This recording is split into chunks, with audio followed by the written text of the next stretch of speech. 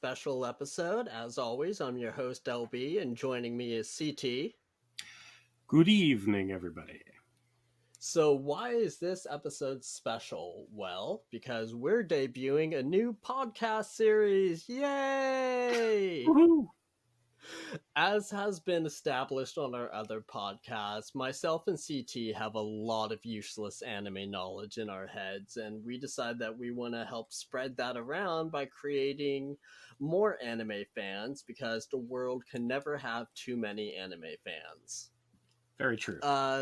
So we decided to create this new show. It's called Otaku in Training, where we bring on two people who have watched very little anime in their lives and help train them up to the point where they feel like they're ready to go out and spread the good word of anime on their own, or they get sick of us, whichever comes first.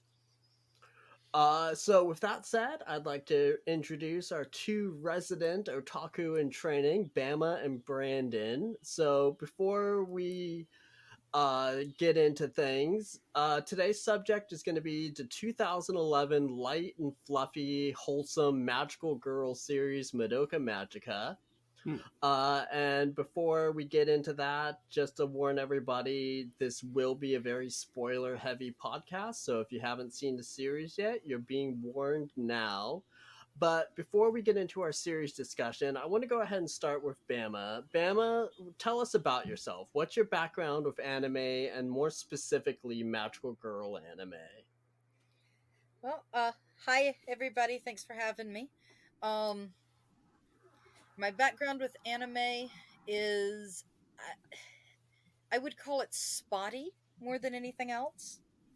My first anime, I am totally aging myself here, was Battle of the Planets, and I was not very old. Some of y'all probably have no idea what I'm talking about, and that was one of the first English translations of Gatchaman. I've watched a couple of episodes of Gatchaman dubbed since, and I'm like, whoa. Or no, not dubbed, subbed. This is not how I remember it when I was 5. Um, Magical Girl anime, I was a huge Sailor Moon fan when it came out in the mid 90s. I actually was the leader of the unofficial Sailor Moon fan club on my college campus. We've got pictures of us all cosplaying as our favorite characters. That's what I wanted for my birthday, my 21st birthday. Was come as your favorite Sailor Moon character. So we all broke out the sewing machines and cosplayed everything. Great. I was so everyone showed up as Pluto. No, I showed up as Pluto. I claimed Oh, Pluto. I very get good. the best one. It was my birthday. It made sense. But I got married, and watching television at all is very, very social for me. I don't want to do it by myself. And my husband wasn't into it. He's now my ex-husband. And I come out of a 10-year marriage going, wow, anime looks different. And this is my toe in the water to jump back into the pool. I promise I was really cool at one point. Right on. So, all right, Brandon, same question for you. What's your background with anime, and more specifically, what's your background with magical girl anime? Hey, all right. Well, so Magical Girl anime is actually really simple because it's basically the same thing. Sailor Moon is basically the extent of my Magical Girl anime experience. Um, in terms of overall anime, I watched a little bit of the bigger shonen crossovers, so your Dragon Ball Z and things of that nature, but not a whole lot of it, and not a lot else aside from shonen. Um, Most of my Japanese experience comes from a lot of video games as a, you know, kid growing up through the 90s and, Nintendo and PlayStation and all that. So a lot of my Japanese knowledge comes from that. And so I guess you could say I'm probably a weeb, but maybe not necessarily an otaku. But yeah, so I'd say that's kind of where I'm coming from is sporadically a little bit of shonen here and there. I read Death Note that one time. That was pretty great. Um, and I watched a season of like Naruto. So kind of for both of you, broadcast dubs from anywhere between Mhm.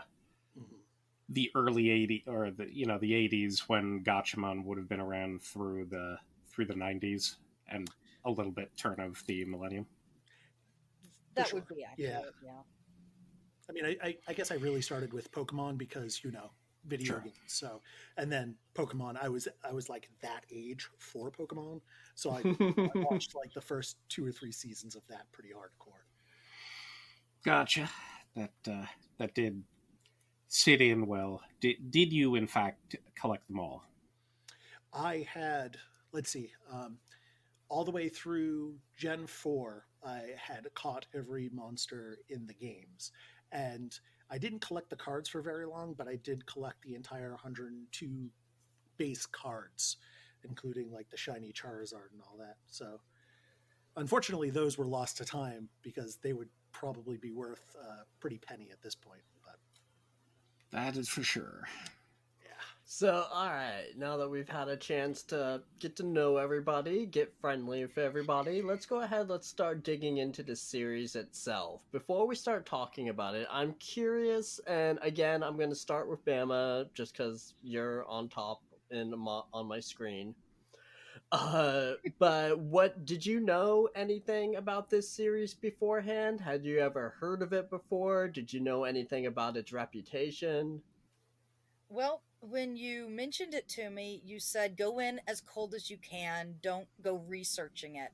And I was a little nervous because my best friend in the whole wide world, college roommate, I know what you're thinking, but different college. Um, I went to 4 colleges. Anyway, yeah, my educational thing is nearly as weird as my anime one. Um, no, she had talked to me about a magical girl anime, and she knows that I don't care about spoilers, so she told me quite a bit. And I gave her a quick call to say, "Hey, is this it?" And she said, "No, no, no, no, no, no, no, no, no. This one I did see. I saw it in Japan. There were no subtitles, so we had no idea of what was going on, but we knew it was going to be bad, and it was good."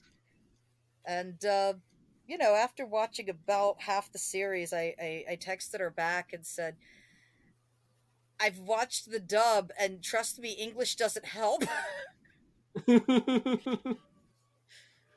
But that was it. That was the closest to any warning that I got. Okay. How about you, Brandon? Did you know anything about this one before you started in on it? I literally had no idea. The the only thing I knew about it was when you posted it in the Discord and it popped up with a box art. I was like, wait, that girl got a gun? Uh, that was literally everything I knew about it, except for it looked kind of vaguely Sailor Moon esque. So yeah, I was basically a blank slate going into it. Right on. Yeah, like I said, when I first recommended this in the chat, I did say, go in as blindly as you can because there's a lot to digest in this series that's best done with a fresh mind without any kind of pre-knowing what's going to happen or how people reacted to it back in the day. So I'm really glad to hear that you guys went into this one pretty much totally blind. that is that is for sure. You want to avoid much, but it's fairly prominent, so that this goes part of it. You both talked about your history before, but as far as weebness adjacency now, uh, uh, do you have anything? I know that we're bringing you in, but is there anything that you've kind of been attached to within the year, the past year or so, that you've either watched at all or just been exposed to it in some fashion? I think Brandon, you mentioned Attack on Titan, which does not surprise.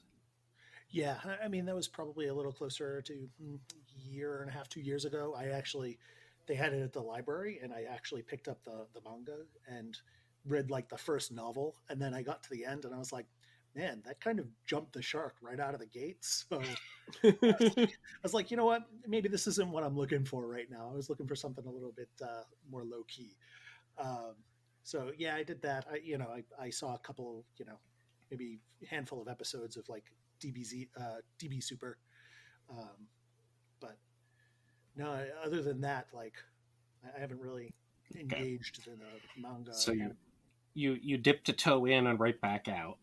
Yeah, I mean, I did play Persona recently, which Ah, I think was probably like a perfect complement to this, because I think there are certainly elements from this that like inspired Persona 5 in particular, which is kind of interesting. But that'll aside from be that, not really. that'll be an interesting explorational. Yeah. Bama, what just with that question? What about you? Is this your first dip back into the water? Not entirely. My boyfriend and girlfriend's son, who is 19, very gently introduced me to JoJo's Bizarre Adventure. As gently as that could happen. It's a Uh, very gentle ride. yes, I can't remember which series it was, which season, but my favorite episode is still "Let's Go Eat Italian Food" because that was exactly what it was about. And I'm sorry, that's hilarious. Um, he's also showed me. I'm very, very sorry. I am the world's worst with names, and Japanese names are much worse than English ones, which is not to my credit, and I accept this. I cannot remember the name of the series. It's I think it's on Netflix, and it's about a school where everybody is a compulsive gambler. Kakegurui. Quite possibly. I Yeah, that's exactly the one you're thinking of. is it? Hot chicks. Yes, it's literally called Yes. Compulsive Gambling. Yeah, very Hot very hot chicks, crazy faces, gambling all night long. Yes. there's that one girl that had a thing for fingernails, and that was weird. Mm. He's really sweet. I'm very sensitive to violence, so there were several times in both episodes where I would just turn my head away and just say, "Tell me when it's over," and he's like, "It's censored, but okay." Okay, that's good to know generally just where you've both been at. And then I actually had one follow up for LB specifically before we get in because this was your suggestion to watch, and I feel like it was very explicit, and you had no reservations and no other suggestions that you wanted to make. So, from your perspective, why start with Madoka Magica? The reason why I wanted to start with Madoka Magica is actually multiple reasons. The first reason is that I just wanted an excuse to talk about it because this is the 10-year anniversary. I had written a retrospective piece for J-List back in January, but that didn't satisfy the itch. I want to talk about this series more.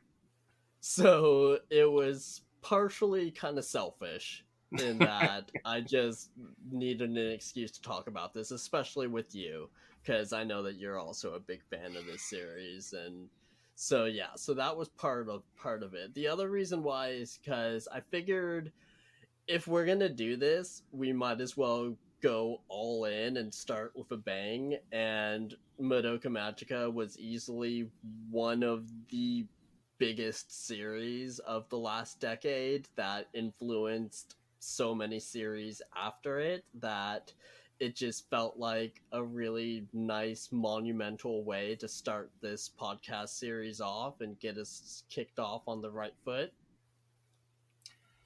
I can agree with that.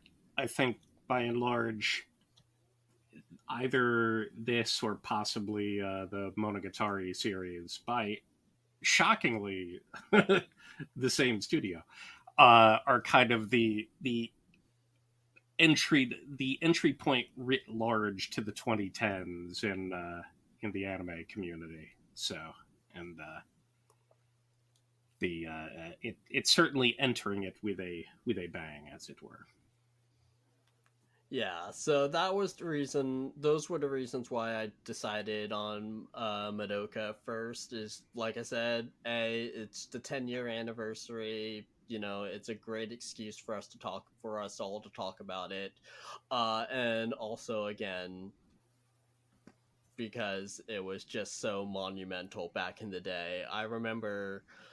I'll briefly go over this, but yeah, I remember back in the day watching this on fan subs and just gripping my seat from week to week because it was just so amazing at the time and just blew me away.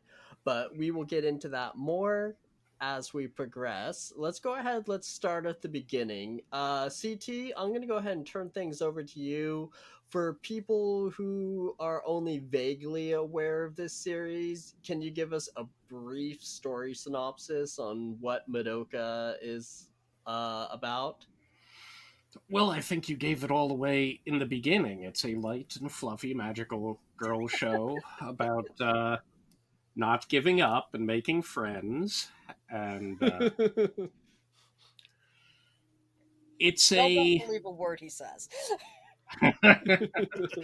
I think if they're listening to us in here, they're pretty much on the ball about it. I'm not. I know this word gets pulled out a whole lot when talking about Madoka Magica, which is subversion. Which I'm not sure I want to use that as a lens to chat about it. It'll probably come up. But at the very least, it feels like an askew entry point to what one would expect from the magical girl genre, discovering them, getting your little entry pet in here, talking about all of the the good things, fantasizing about it, drawing your little cute outfit of what will you do when you become a magical girl. But it very immediately steeps you in a different tone, but it very quickly moves you down an adjacent path to it, and it becomes much more of a study about other things. And it's not like there haven't been other magical girl ones that are a bit more psychological and explorational, but I don't really remember something before this taking it down the what is it, the Sentai team path. So when we start, we're in a another askew. It seems like a near future Earth, and we get a prophetic dream of some sort, or at least a very weird dream from our title character Madoka. She goes to school. They have a normal school day with their floating desks and weird little futury things. And then you start getting after school things where they're introduced to new characters, your transfer student. New tropes enter, but they enter by way of shooting up a cute little pet begging for its life. And Madoka sees the girl that she had just dreamed about, and then sees her in school, and then they keep getting involved in the world around them, changing in weirder and weirder fashions, until they are introduced to the concept of magical girls and start exploring down the route of what it is to be one, what you do, going on hunts with Mami, who's the first one in full magical girl form they meet. There's a lot of mystery, there's a lot of creepiness, but there's a lot of fun, frilly gloriousness attached to the side of it. Uh, it's weird talking about the series. It's not like laying out let me lay out a plot synopsis to it. It's just kind of you're just going to start talking about it chronologically because there's not a whole lot of setup to talk about. Yeah, we'll It's get all in the into way the the characters. details. It's all in the way the characters come in and how they're interacting with them, and then the actual progression of what's happening. So, and again, most people coming in here know, if they're going to join a spoiler cast, then they know the show. So Yeah. So, alright, let's go ahead. Let's start with the first block, the first 3 episodes, because the first 3 episodes really sets up the tone of the series really well, in my opinion. I love how the first 2 episodes are, happy and go lucky, and they have the cute little ending theme song with the smiling characters in the background. And then we get into episode 3, and the hammer drops. So let's go ahead. Let's start with Bama. Those first 3 episodes, how much did it suck you in, and how strongly did you react to episode 3? You're gonna have to be a little less numerical. Which one was episode 3 exactly? Sorry. It's okay. I don't Episode have the 3. list up. I should have done that, I guess. No, it's fine. I'm sorry. I should have been more specific. I'm referring specifically to episodes 1 and 2 are the setup episodes when they introduce all the new characters, and then episode 3 is the one where mommy gets her head bitten off. Okay, yes. I was very surprised that there was a death. That surprised me a lot, and I was curious to see exactly how they were going to go from there. I was like, okay, so this is a lot more realistic than I was expecting. How realism are we going to get here? Are they going to show her absent from school? Are they going to have a funeral? Are they going to have a police investigation? I was really kind of surprised and intrigued more than anything else.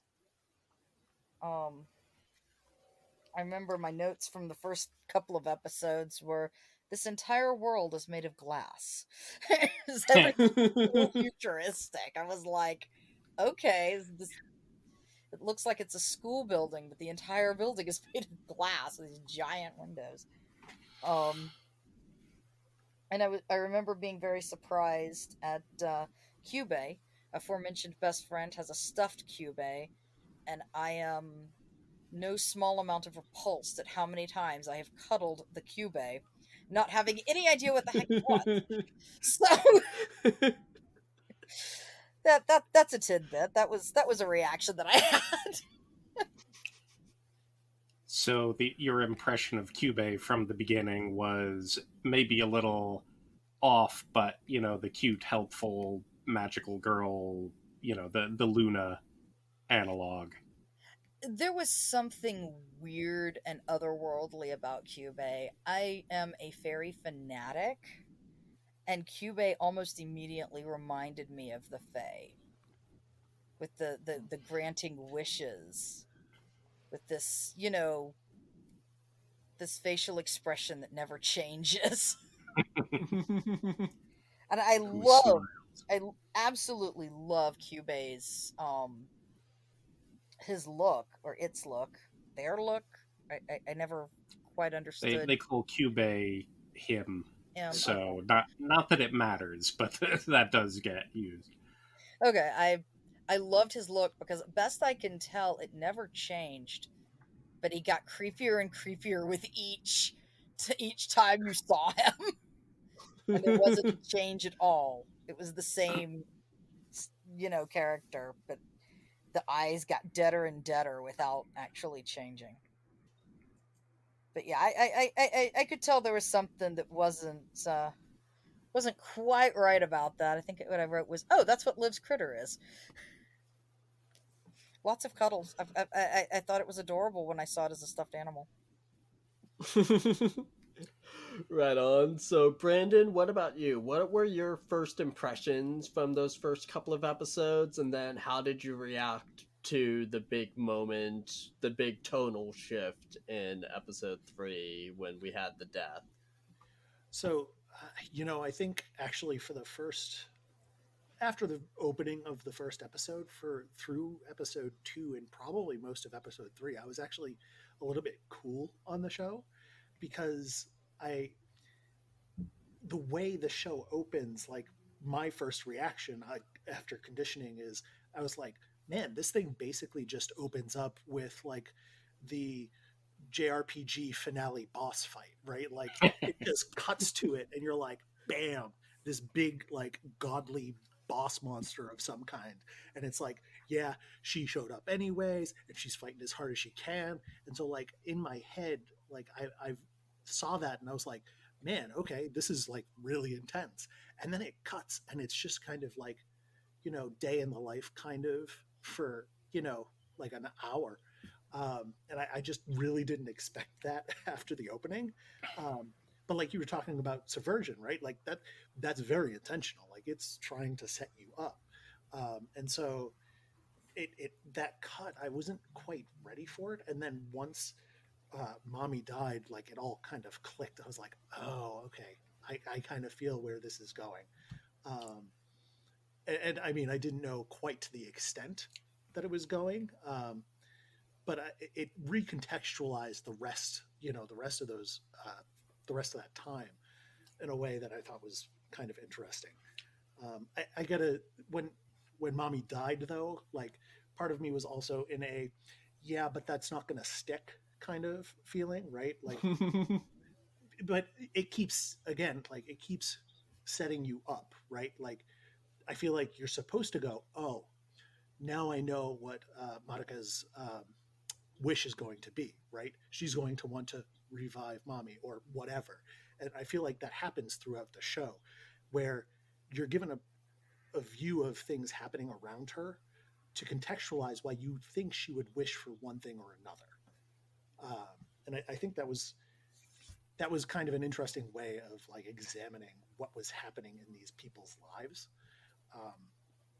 I thought, yeah, so I thought it was kind of like a little bit of a dry opening until it was really contextualized. So with Madoka's, that first scene with Madoka's dreaming basically about Homura and well, Bergisnak. I don't know if that's Yeah. I'm going to stumble over that forever.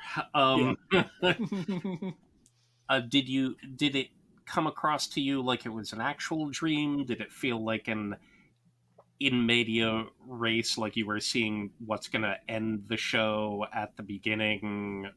Did it feel either prophetic or how did that come? Obviously, it's setting up stakes for it, Right. but yeah, it was. I don't know if I'd say it was prophetic, especially because of Cube, like the presence of Cube in that, and then sort of the prompt appearance of Cube later. It did feel almost like Cube was setting up this dream, that this was being presented by Cube to like whether it was at the time or down the road, right? So I did take it to be a dream, but I didn't take the dream to necessarily be uninfluenced by something. right. I don't know. It was a hell of an opening. God. So, CT, I want to ask you, at what point did you watch Madoka? Because I remember, I think I'm the only one in this cast who actually watched this series weekly as it aired. I believe you came into it a little bit later. I did come into it later. I forget when. It was definitely very early in watching stuff on Crunchyroll because I believe this was, one of the things that was around there. So it's probably end of sometime in 2012 or 2013 that I would have watched it. So after the fact, it had a reputation. I didn't know specific spoiler parts because I wasn't, in communities with people who were just going to be chatting about it and spoiling it.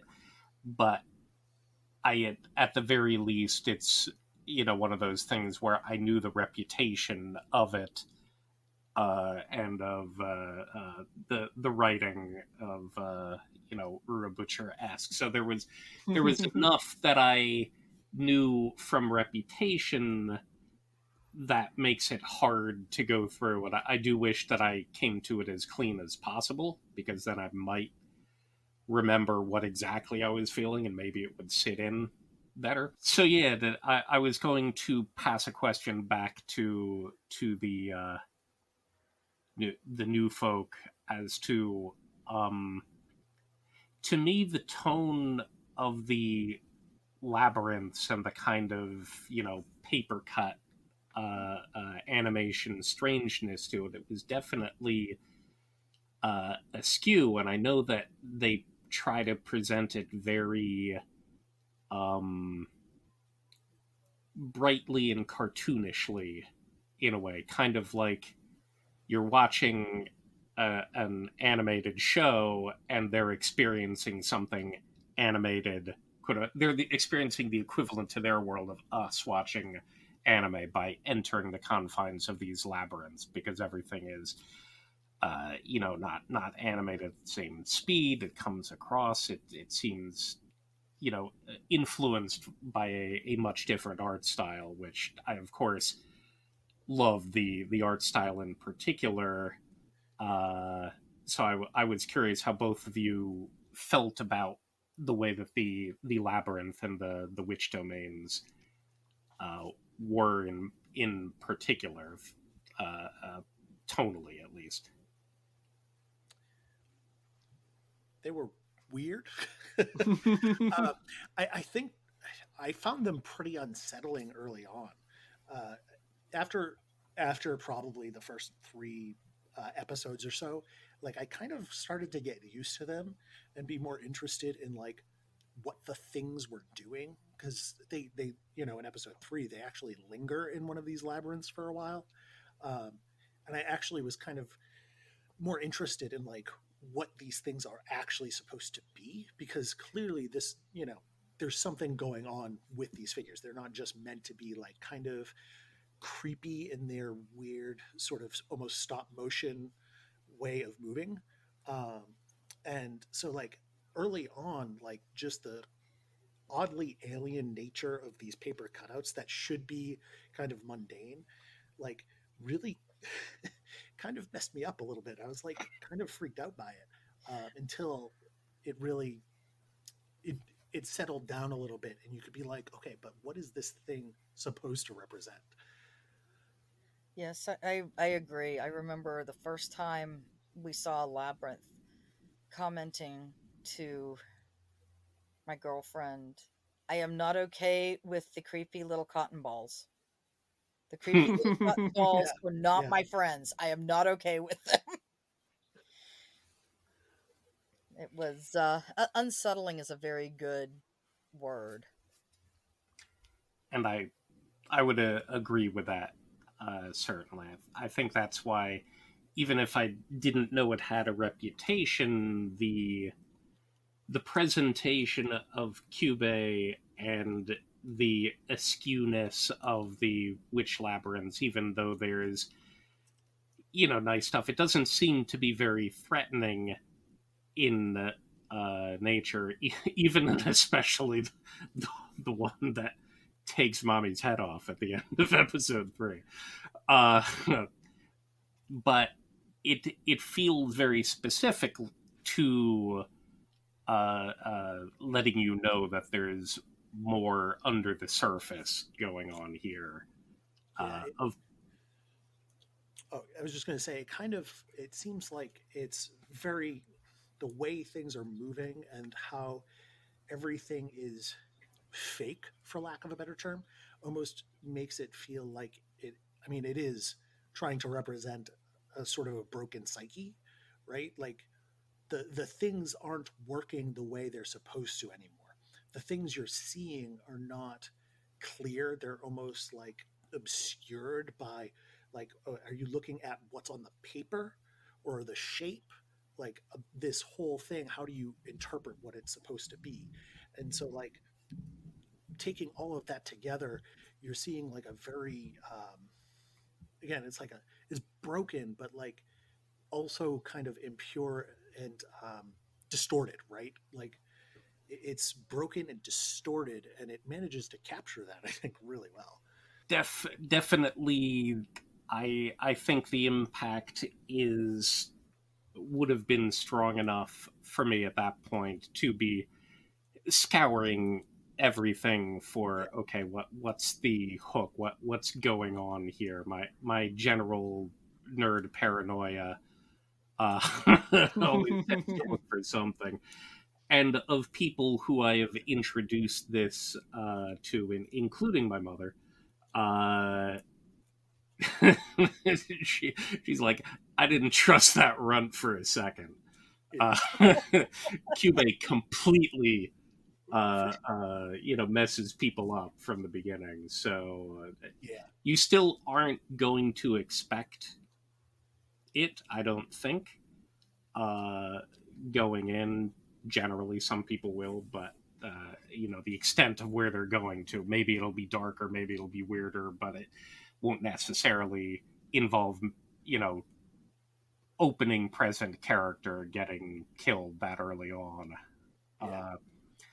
And Bama, you mentioned before that you're not, that you're averse to graphic violence or that kind of thing in other stuff that you've watched. So was there anything in particular that you reacted to by way of that ending, or not? Did it how did it come across? Yeah, with Mommy at the end of episode 3. I think the best way to describe that is to say that I have just learned in the past 15 minutes that she was beheaded. I literally didn't know because I wasn't able to watch. Okay. I am a wuss. I kind of I was whimpering into the palms of my hands at that point, and I remember turning to Andy and say, "Did she like die or something?" And Andy's staring at the screen with her jaw open, going, "Uh-huh." And I'm like, "Okay, thank you for telling me." And so apparently she was beheaded. Noted. I will remember that. Yes. Well, this was very explicitly, like, looking at the community afterward, this was kind of a huge thing because it just reached over and went chomp. And you see, I think there were some people trying to decide yes or no on that point. I didn't think it was hidden in any particular way.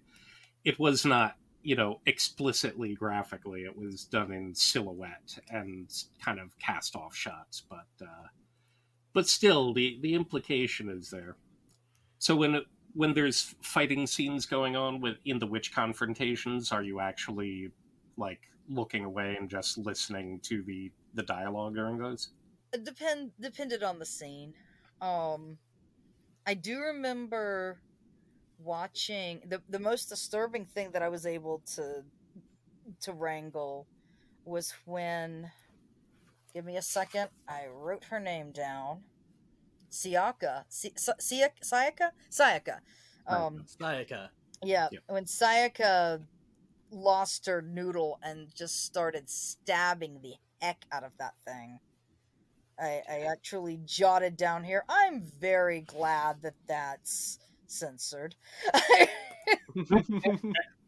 Yeah, episode 7, I'm really glad that's censored and really is in all caps.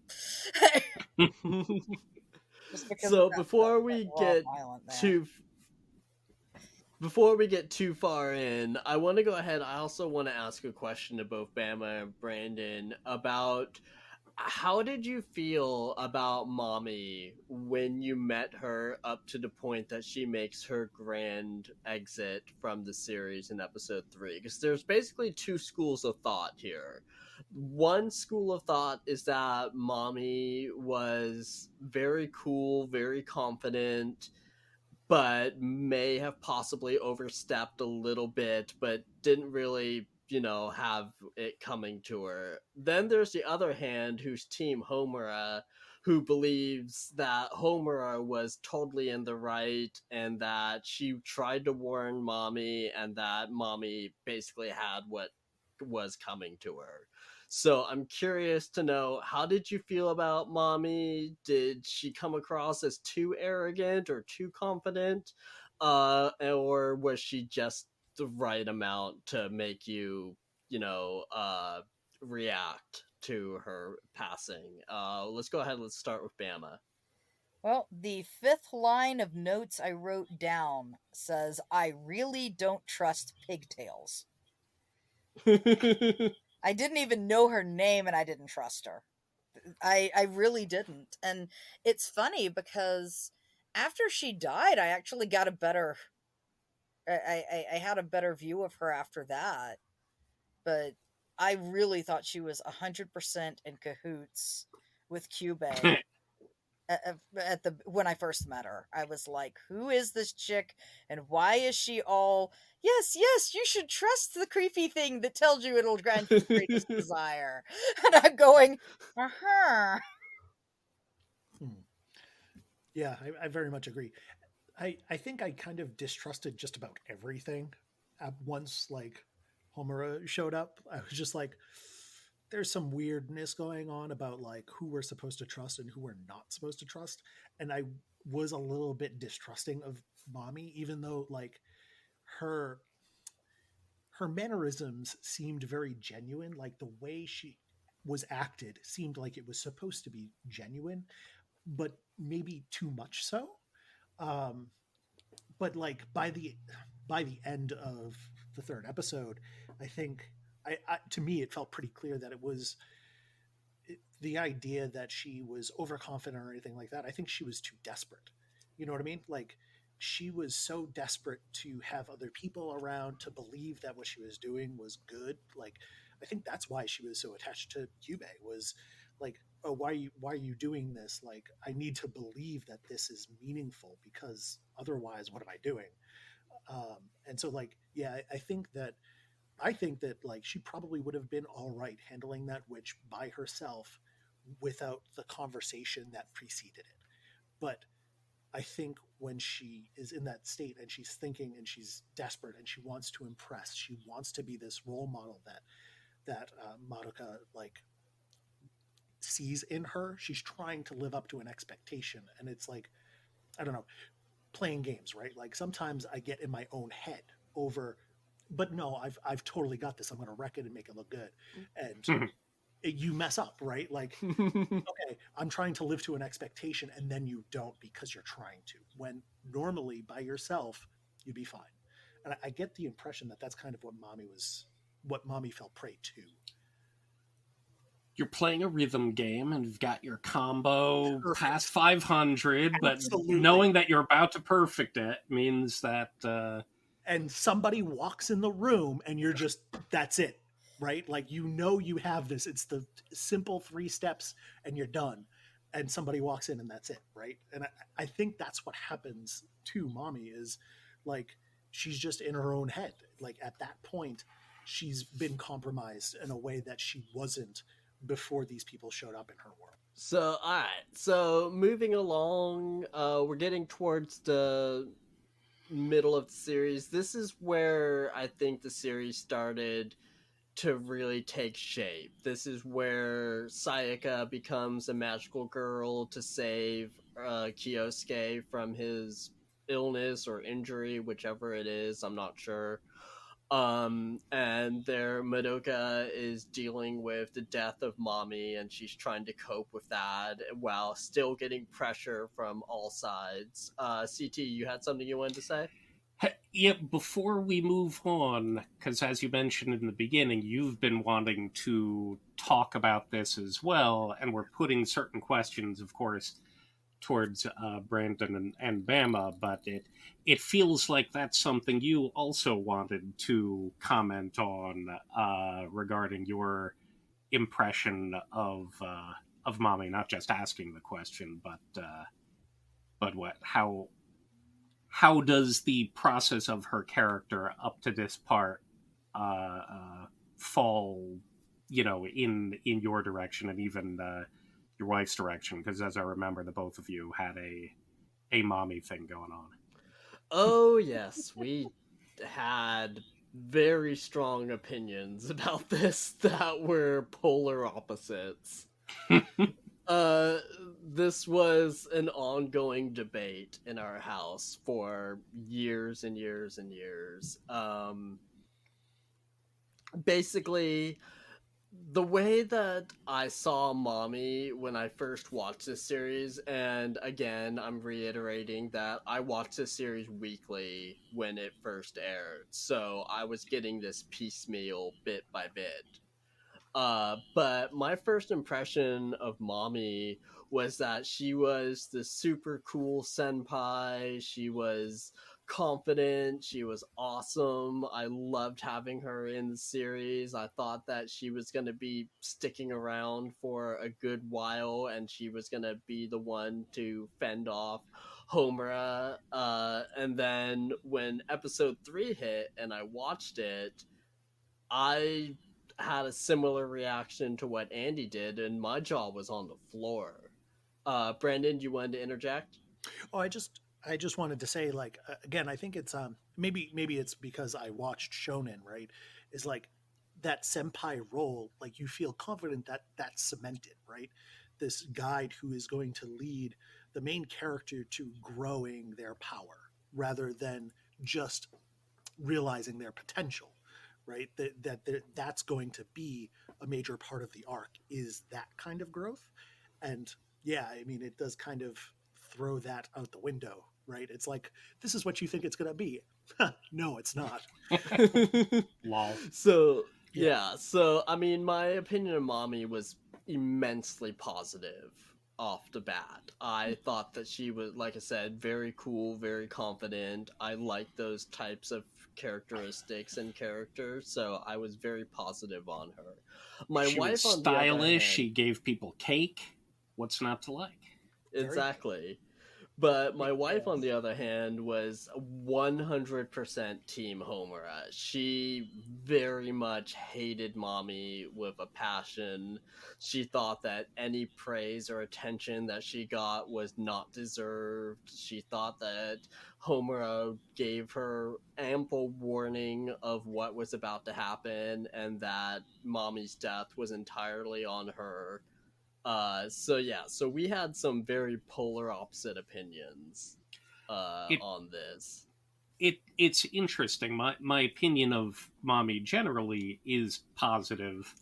Obviously, at the time, if you don't like Cube, you're that's going to form how you attach to Homura versus mommy in the beginning. Um, I think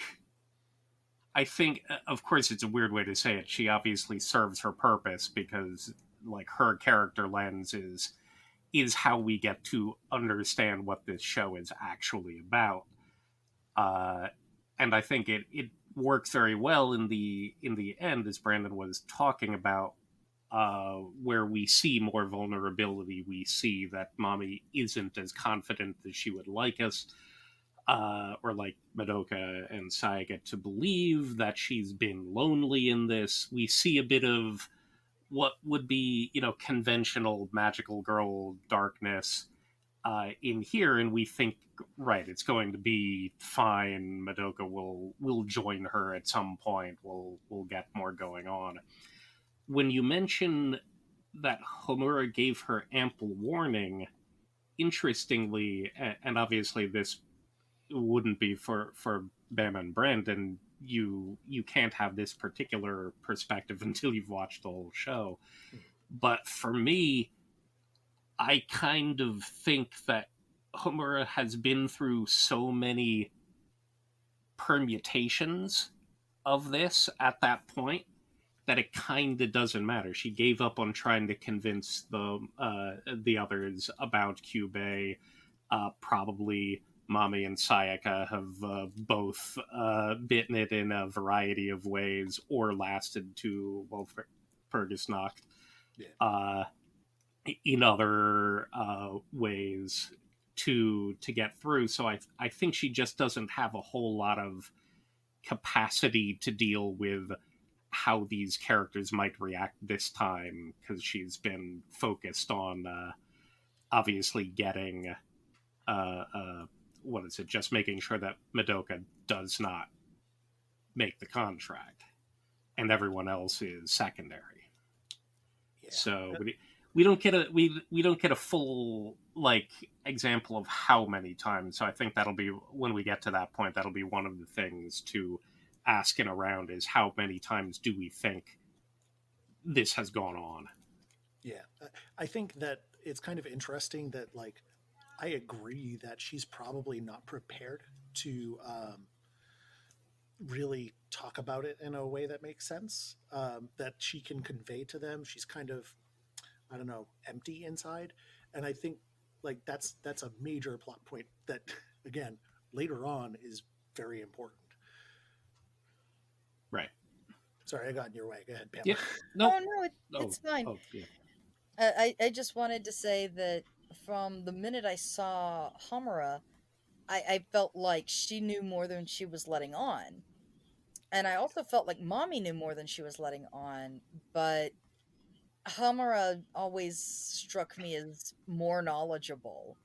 And you know, that I was very, very proud of myself in the end when that turned out to be accurate. Just how accurate that turned out to be in a roundabout fashion. So, did anybody else have any other questions, comments before we kind of dive into the next part of the series? I was watching the dub, and Kyubey is actually the same voice actor as Morgana from Persona 5. I literally heard the voice and I was like, oh man, it's kind of the same voice. You know, it's a trope. I'm sure that they go for the same kinds of voices for these kinds of characters. And then I looked it up and I was like, oh no, actually it's the same exact person. Yeah, that would be Cassandra Lee Morris. I've interviewed her a couple of times. She's really talented and really fun. Yeah. Yeah, I noticed another note I made here. It said, I'm so used to being creeped out that I'm distrustful of everything. And I wrote that about the rooftop concert. He's playing violin on the roof, and I'm like, what's going to happen? Yeah. So, all right, let's go ahead. Let's jump into the next part of the series. By the way, if anybody picks up the sound of my cat meowing in the background, please don't worry. She's fine. She's just annoyed. But anyways, so the next part of the series, like I was mentioning earlier, it's the part where the series, after the tonal shift, starts to take shape. It starts with Sayaka, you know, signing her contract. It's has Madoka mourning over Mommy while still getting pressure from all sides to sign the contract with Kyubey. And then we also get our next new character, who is Kyoko. Oh, where to even begin with this part? This part, like I said, I think really starts setting up the meat of the series and starts getting the audience ready for what we're gonna be seeing next. Because with Kyoko, we start getting into the turf wars, which I thought was a really interesting concept to introduce into a magical girl series. You don't think about, you know, there being multiple magical girls representing different areas and having their own turf that they're very protective about. I'm curious, did anybody else have any strong like impressions of Kyoko when she first appeared and her claim of wanting to claim the new territory now that Mommy had been killed and news of that was starting to spread around? At the risk of sounding very, very stereotypical, I'm a woman who struggles with weight, and you cannot convince me that Kyoko's wish was anything other than to eat whatever she wanted and not get fat. I will die on this hill. 1,000%. I could not believe I was when she said what her thing was. I was like, really? Like she's constantly eating. How? She just doesn't mention the comma after it. My wish has to be this, comma, also I want Right. to eat a lot of stuff and not. Yeah. It's Oh just my not God. plot important. All the food. I get hungry just watching her. Now, Yeah. now, to be fair, that you always get these these character mannerisms and stuff, and this feels like a very shojo sort of thing. I mean, how many times did you have Usagi from Sailor Moon getting into going to a place and just gorging on bowls of ramen after each other, or lots of other shoujo, the shoujo heroine for no apparent reason can just down win any hot dog eating contest that ever was, because it's an anime thing and specifically a shoujo heroine thing. So maybe it it's maybe it's a memification of it in retrospect, but like, wasn't that basically Brock in Pokemon? Like, dude was always eating. jelly donuts. Right? I'm nodding. I promise. Y'all can't see it, but I'm nodding. Yeah, Anyway. any number of characters will have their thing. This one is always, munching on Pocky for no apparent reason. This one is just doing whatever. So at least she occasionally had a bunch of apples rather than just scarfing taiyaki all day or some other junk food. But yeah, I had a strong opinion of her. I did not like her. Yeah, it just she came out of. So I think it's interesting that like I don't think that these concepts are necessarily alien, right? Like again, shonen, right? You see guys eating all the time. You never think about like their fitness or whatever. So like in a way, it almost feels like a commentary in that she's just eating food all the time. Do they need to explain why she's like still in shape? No, she's fighting all the time or something, right? Same thing with like the turf war thing. Like we always view it from somebody who's already invested in that position, right? Like when it's Sailor Moon, who's this new sailor? Where did they come from? What's their deal, right? But then they get like absorbed into that main group that you're already rooting for. Whereas like in this particular instance, the main character doesn't really have a huge vested interest in this. So like it feels so much more confrontational because you don't know which direction it's going, like who this person is, what their deal is, that they're going to like get along eventually in the end. They might just be an antagonist the entire time, which is something I don't think you really see in other things. It's just like a foregone conclusion that these people will be part of the group eventually. I agree with that. I remember wondering the same if they were going to wind up as friends. And I was really hoping that they would wind up as friends because I wanted to like her. She seemed very Yeah. honest somehow. She's gonna kick your ass and try to kill you, but the reason for it is because she doesn't like you and you have what she wants. And she's gonna let you know that. And in a series where so many characters are hiding so much, that was kind of refreshing. I was pretty much here for that. Mm-hmm. Yeah, 1,000%. CT, how about you? When you were watching this, did you watch this in blocks, or the first time you watched this, did you marathon it? I didn't marathon it the whole way through. I don't recall. I probably watched it fairly speedily, mostly because there wasn't a whole lot of stuff. So I didn't do it all in one session, but there's a decent chance that I did them all, multiple episodes at a time in less than a week. So Okay. probably I was sprinting through it a bit. I definitely did not stop with episode 3 because obviously my interest just got, spiked in the side of the head. I'm like, well, what the hell's going on then? Uh, I tell people to, of course, commit to watching at least 3, and that the show is I think really well watched in 3 episode arcs if you're not used to marathoning it. But so when I went forward, of course, now I'm busy trying to figure out what everything is going on. There's obviously like Kyubey is the weird arbiter of this magical girlness that we already had suspicions about, but now it looks kind of like it's turning into a battle royale. Uh, you seem to be assuming that Homura is trying to take down the system, and Kyoko is just trying to use it to her advantage. The fact that they go at it so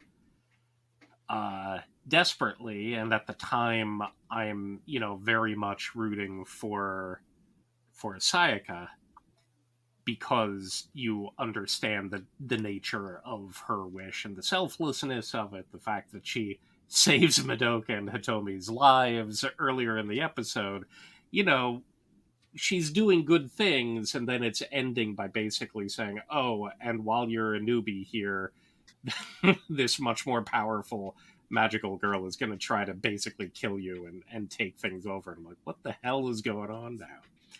So 4 seemed to spin a lot of things around, and I liked Kyoko by way of attitude and style and general power and attack ways.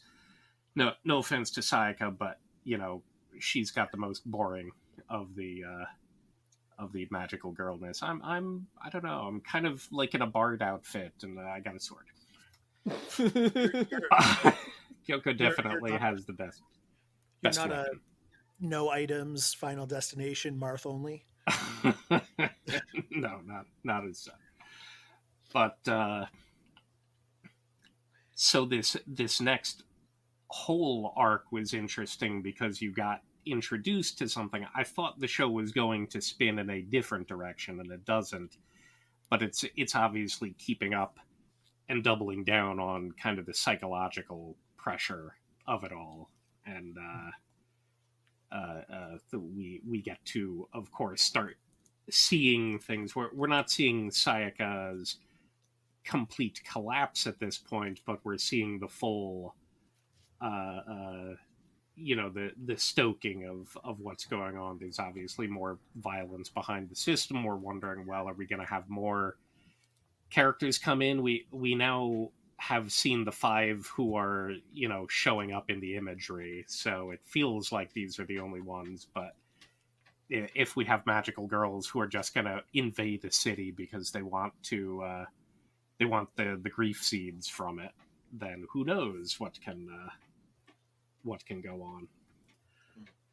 And it eventually turns out, I like the end of 6 as another day. We're starting to re-see the stakes call because Purgisnacht gets brought up again, so we have kind of this 2 more week deadline of events coming to a head, and then we start to find out what the end of episode 6 I find is the same kind of shockingness level equivalent of episode 3, where the nature of the contract is now being brought to the fore, and basically it messes everyone up at that point, other than Homura.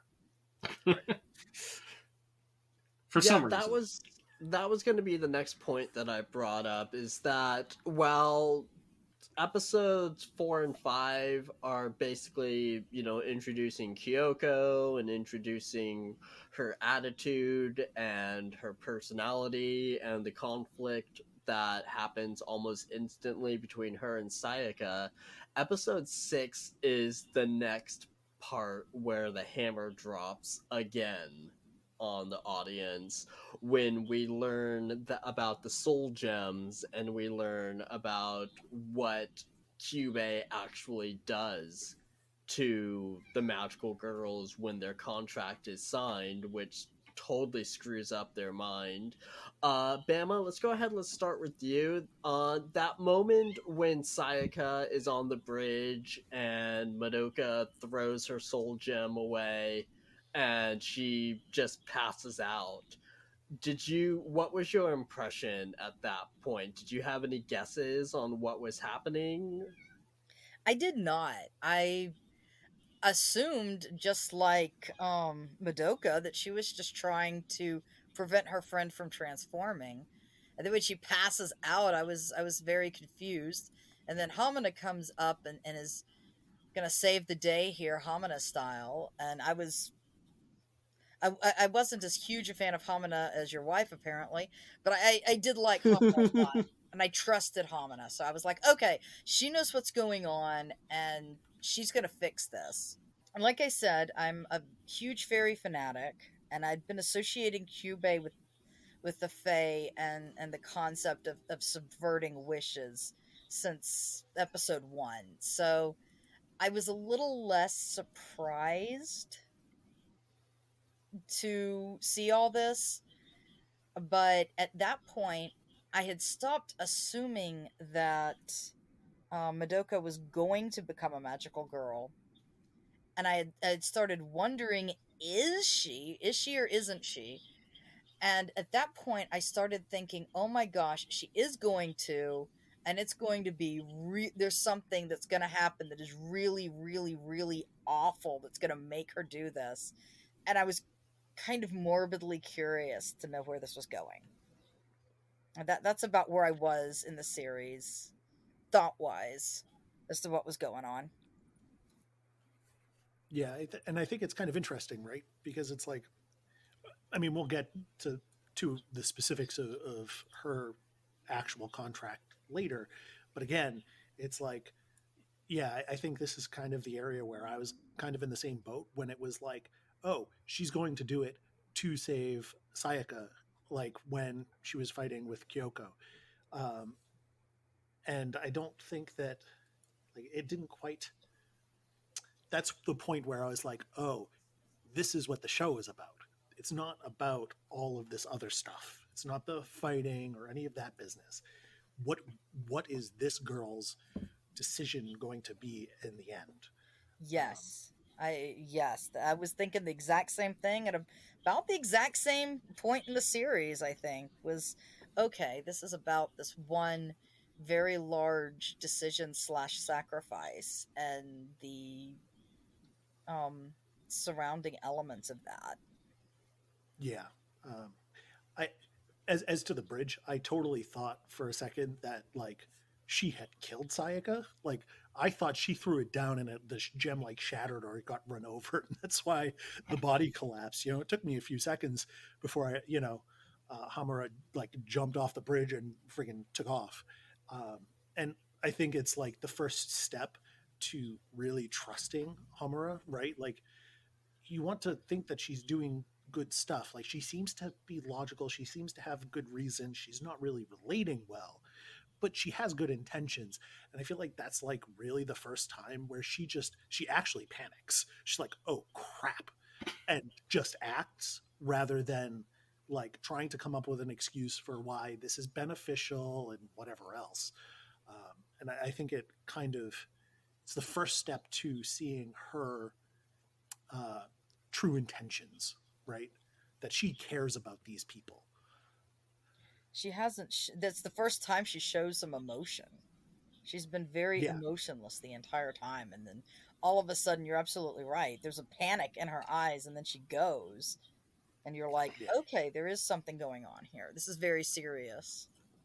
I think she has a bit of that in episode 3 when Mommy ties her up and she starts to panic a bit there, saying you're making a mistake.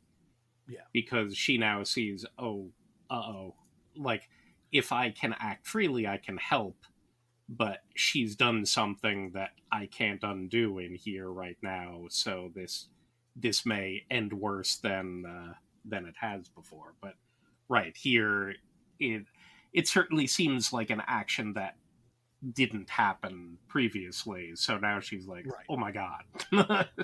Well, yeah, to an extent, it's the first time she was like truly caught off guard, Right. where it was like, and I think it kind of was maybe the first time that I really started to think of her as a time traveler, like that, not necessarily that it was intentional, but like that she has seen this happen before, all of this stuff, right? Because she knows the answers to all of this stuff. Maybe she just happens to know, maybe she's reading minds, but like at this point, she could have read Monica's mind and understood that this is what she was going to do, but that clearly didn't occur to her as something that could happen. So this isn't based on her reading minds or just omnisciently knowing things. This is something that she has learned by seeing it before in some fashion. Right. She knows the truth about the gems and is the only one to do so and knows the implication, but she's never had to react to that situation before. Right.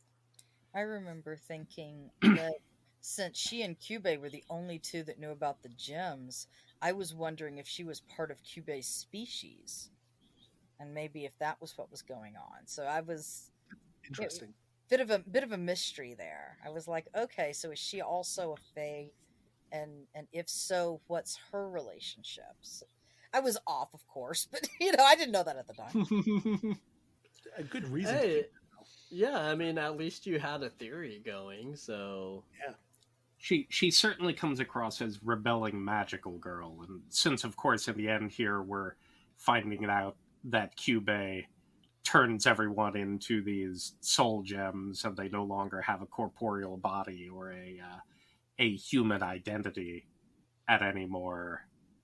For me, I think that cemented that, however Homura knows about it, because she knows about it, that's why she's trying to stop Madoka specifically, but to stop magical girling in general and stop Kyubey's particulars specifically.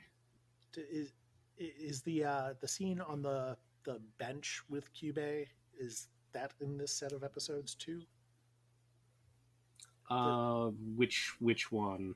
Sorry, the one where Homura just blows the crap out of him. No, that's later on. Okay. Next arc. So on the topic of Kyubey, like, yes, I think in episode 5 when Kyoko and Sayaka are fighting, the matter-of-fact way that Kyubey is talking about, like, well, obviously they'd fight, right? That's probably the first time where, like, I didn't trust Kyubey, but that was the first time where I had something I could put my finger on and say, there's something wrong here, right? Because ostensibly, the entire point of the Magical Girls is to stop witches, right? Right. But now these two people are fighting when you're talking about taking a relatively powerful asset off the board because these two people are fighting, and Kyubey does nothing about it, And it's right. like Kyubey becomes insidious rather than just right. Not understandable and mysterious. This is a thing that is expected to happen, but it is not a problem. You know what I mean? And so why isn't it a problem? What is going on here that this fighting fits the plan,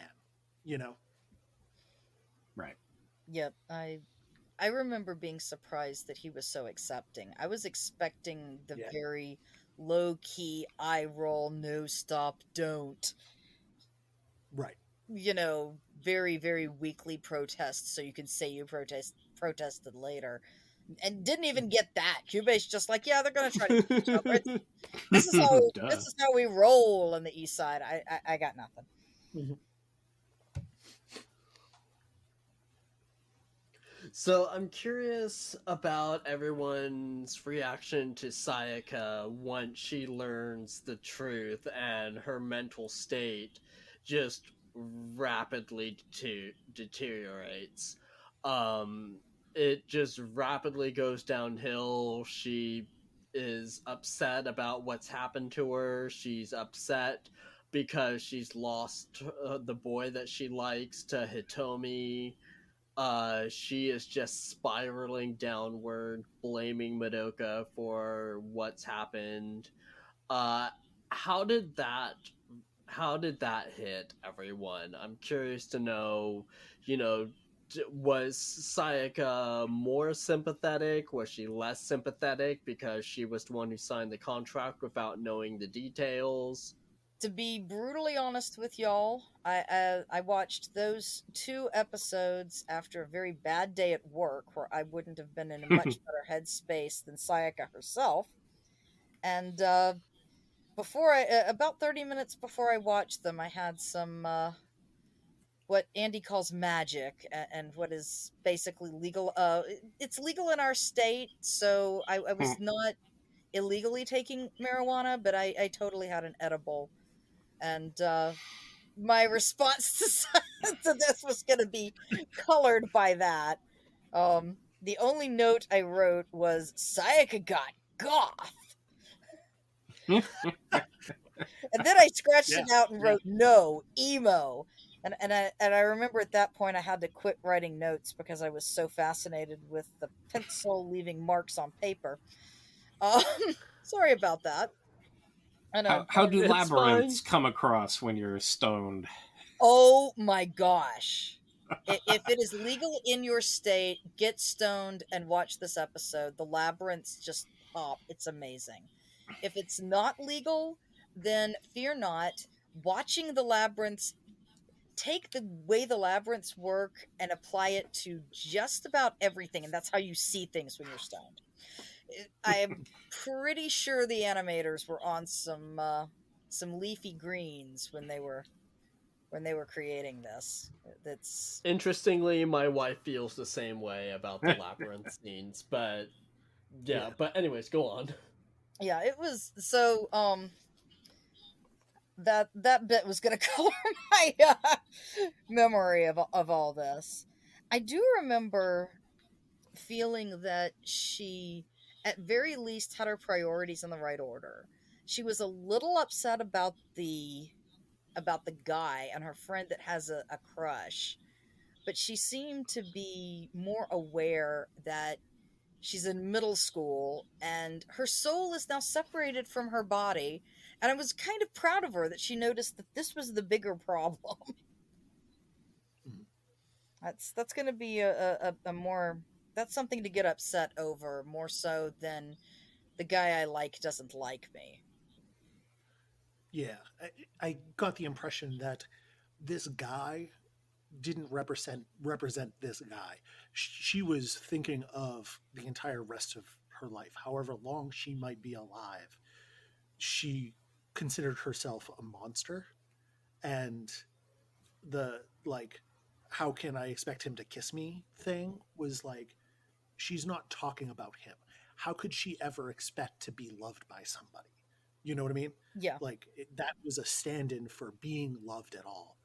Um, and like, I at first I was like, I feel like this is kind of going off the rails really fast, and then I got she gets to that point. I'm like, oh yeah, okay, now I really understand why you feel like totally ripped apart by that. You know, because it is. It's when it's hard to blame her for not knowing what was in the contract, right? Like they don't like we have a concept of what the Fae are, right? But at 13, like how many kids are really going to understand what that means? Oh yeah, there's the monkey paw wish or whatever. Like, yeah, we understand that there can be like tricks in these, but that's not like a little trick. This is not some, well, this wish comes with some kind of catch. It's a very specific catch. This is a line in the contract somewhere, and you're never shown what's in the contract. all of that stuff is intentionally obscured. So it's hard to blame her for feeling like basically she was like, oh yeah, I will happily donate my kidney to save, this one person's life. And she wakes up and she's out, a kidney, a lung, and half of her liver. You know what I mean? Like, Right. I think that's pretty fair to be like, what the hell? To Yeah. feel violated. She very much expected to put her life on the line, and I think she figured that she was risking her safety on a fairly regular basis for the rest of her life in order to save her friend, and she was okay with that.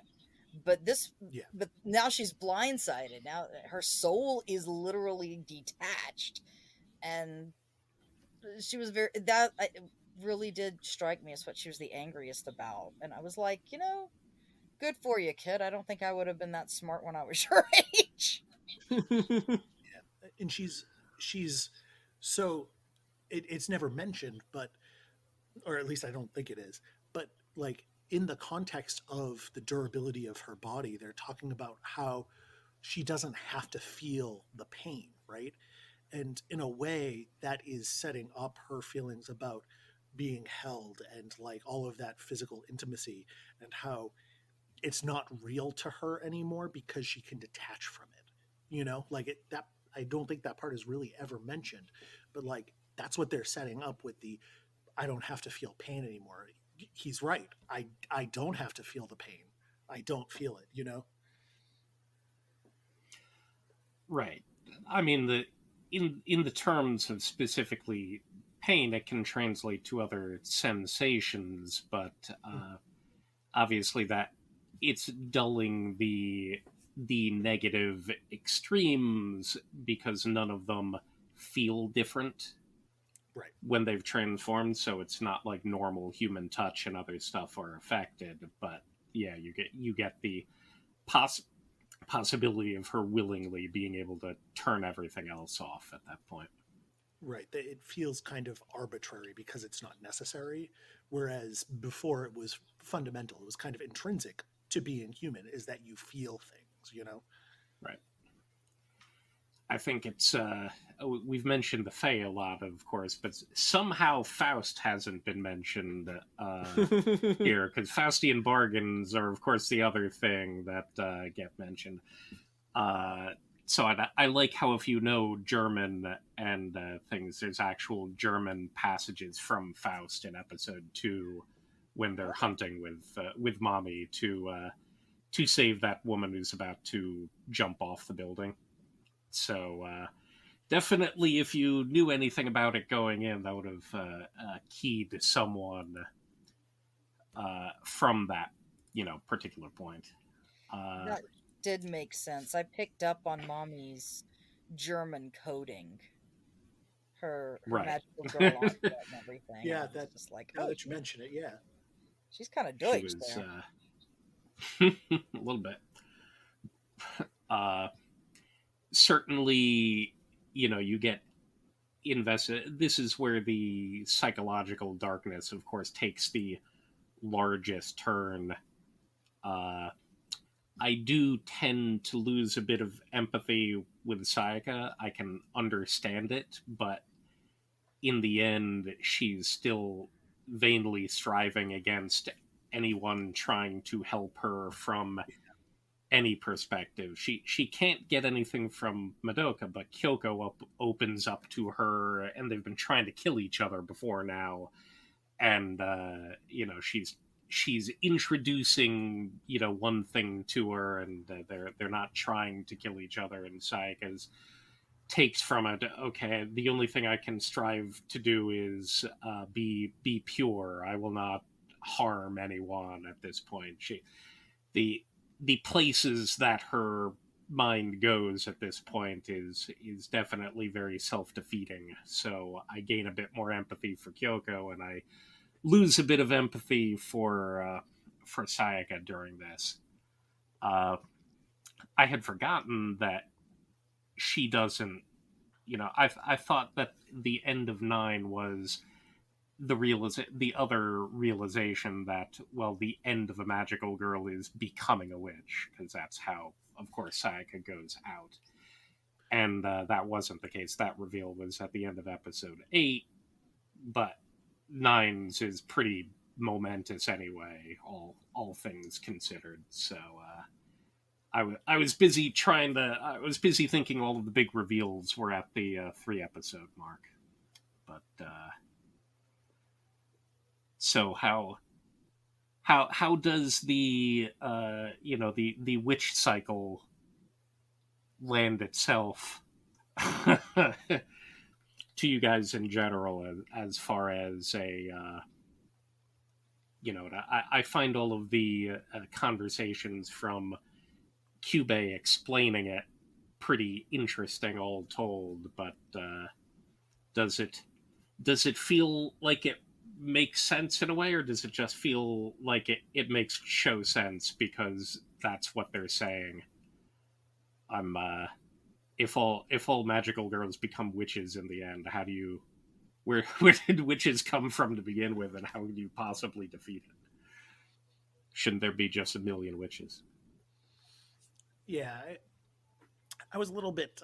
So I started to suspect it like fairly early on when it was like drawing that sort of curse out of the soul gem. But the one thing I couldn't really reconcile is like, where do familiars come from? Right? Because it doesn't make sense that like they get corrupted and then become familiars, I guess, right? Like that didn't seem appropriately momentous. For it almost seemed like a step back from the power that you'd have as a magical girl. So I mean, I kind of felt it coming, and I think they suggested later too is like, it's kind of arbitrary, honestly, and doesn't make sense, and that's kind of the point. So it's kind of just like a suspension of disbelief thing, I think, where you're just gonna be like, well, I'm watching a thing about magic. The reason is magic. You raise a compelling point. I managed to figure it out, baked to the gills, about 10 minutes before Cube dropped the bomb on us. And I was extremely proud of myself. But I had started to suspect it when Sayaka was so obviously becoming corrupted. And I'm not even talking about her soul gem. I'm talking about how she was acting and how she was feeling, and the darkness that was just completely consuming her. And I looked at that and said, yeah, that seems like that would be probably fairly normal. And ooh, I bet I know what's coming. Yeah. Now 8, we do have the bench scene that you mentioned before, where Madoka and Cube are chatting, and Madoka is busy. The focus around what is Madoka going to wish for still comes up, and then Cube sucks a shotgun blast. And you think Homura is going to be normal Homura, but effectively this is where she breaks down, and you get to see finally something that's much more raw from her perspective. So not only are we getting the finality of what happens to magical girls, but we're seeing more from Homura at this point. Did that what were you thinking about her and about the plotting at that point, the overall situation between all of the magical girls, Cube, and Homura? And I guess we'll start with Bama. Well, this is about where I was starting to realize that Hamina was not one of the Cube related creatures, but clearly was something else, but I couldn't figure out what. And when he said, until wait a minute, this is when he started talking about the time travel, and he said, "You aren't even from this timeline, are you?" And I was trying very hard to get it all pieced together, and it wasn't until the next episode when Homura shows up in braids. Andy had to gently tell me that no, this is a different timeline. I was like, oh, I would have figured that out in 10 seconds. I would not have figured that out in 10 seconds. That was not true.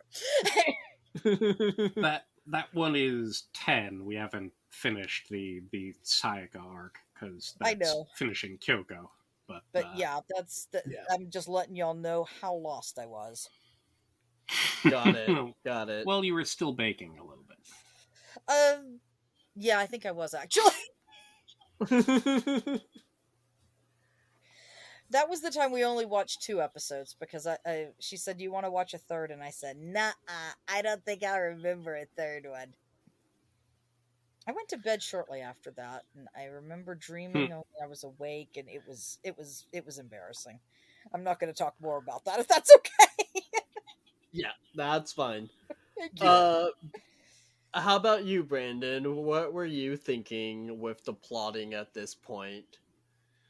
I mean, I think it was again kind of felt a little bit arbitrary, right? Like at this point, I think with any time travel plot, like, and this is the part that's where it's really becoming evident. I think that there's some kind of weird time manipulation going on, and how much, who knows. Um, but like, Homura has been sort of teleporting around, basically. She just like is suddenly in one spot and then suddenly not in another. Um, and so the talk about, you're different, and then her blasting Cube, and afterwards Cube being like, I have others, right? And she's like, yeah, I know, where it's becoming apparent that it's about time. Like, this is the important point. At this point, she's killing Cube because she's trying to delay things. She's not trying to stop this thing. She's just trying to buy time.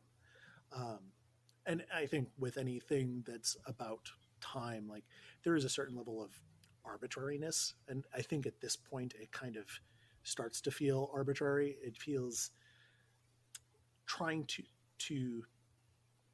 it felt a little bit long in the tooth, I think, like trying to, okay, this entire series is going to be like, episode 12 is going to be about whatever her wishes, so I felt kind of like we were going through the motions at this particular point, which really is only like an episode maybe.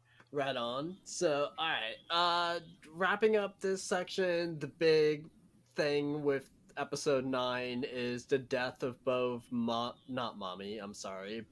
Kyoko and Sayaka, who end up dying in a fight with each other. Sayaka, goes full nuclear and melts down into a powerful witch. Kyoko sacrifices herself to save Madoka from what happens and seeing what happens. Did any of you, I'm fielding this to all of you, any of you expect that we were going to see even more magical girl death in this series, or did you think that mommy was going to be it?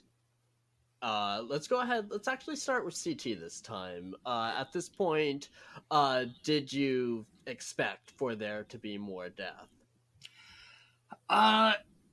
It seemed like the Butcher was training me well enough, because while the focus of 9 is they're describing what's going on, but we've gotten to know Kyoko, and that there is kind of a nice meet together with Kyoko and Madoka. They're coming to terms. They're doing the thing which you normally expect has an effect. The whole, okay, oh my god, she's been corrupted, taken over, it's the mirror Sayaka, it's something else, but we're friends. I love my friend, the pure of heart, we can bring her back. So the point is, if she became a thing, and even in part of this, Cube doesn't say anything different. In this case, Cube is like, well, I don't know, but it's possible, I guess. I forget the exact quote, but later on, Cube is like, whatever. The Cube is even more crazy here. Just taking Kyoko out was tactical. to making sure Madoka will transform, which is pretty damn cruel, all things considered. But I didn't really expect Kyoko to have to be taken out. I rather expected they would have to finish Sayaka off rather than the sack play in this case. So I wasn't expecting that in particular. I figured they would just have to go through with finishing Sayaka off in the end and go forward from there. But obviously the and then there were two ending of this episode is pretty pretty baller. Mm. Bama, how about you? Did you expect to see more characters bite it, or were you surprised by this? I absolutely expected to see more characters bite it. I figured that part of the reason that Mommy was killed off so early was to let us know that this is going to be a show where we are exploring the idea of magical girls dying, especially considering that her death wasn't shoved under the rug. I mean, she is actively mourned, and even though there's some mention of a police investigation and some mention of her being absent from school, I was really expecting a funeral, and I was surprised when I didn't get one. Um, Well, they but did. yeah, I said Mommy at okay. least didn't have. Sorry, it's just Mommy at least didn't have a body to be found, so it was just missing. True enough, but then did Sayaka? Well, I guess she kind of did. Yes, Yeah, she did. they grabbed the She body back. So, but yeah, I was expecting like a missing persons investigation or something, and like I said, that was touched on, and I said, okay, so this is going to be a series where death is a very real thing, and I was not at all surprised to see that Sayaka died. I wasn't expecting what what's the other girl's name? Kyoko. Kyoko. Kyoko. Yeah, I wasn't expecting Kyoko to bite it, but Sayaka, I could tell pretty quickly. Like I said, she was just darkness was taking over, and I did not expect for her to be saved. I feel like at this point the show is starting to be like very honest. Um, like I I was not surprised that more people died. I think I was like, okay, I see that there is a possibility of something other than death happening here. But I think what I expected was, again, like Sayaka at least, to die. That they try to help her, they try to find a way, they don't, and she dies.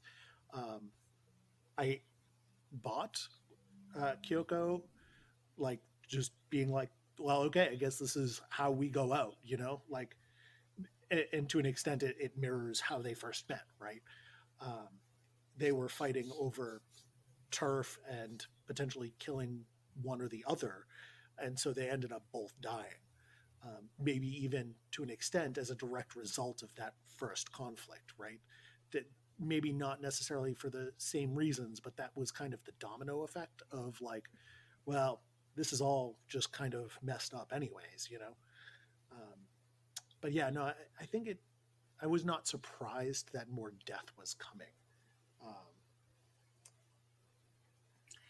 So to play off one of the things that you've brought up a number of times before, because it seemed like okay, well, Madoka's wish would be to bring Mommy back or to stop, to prevent Sayaka from being killed. Or at this point, there are two more. So, that was what was that?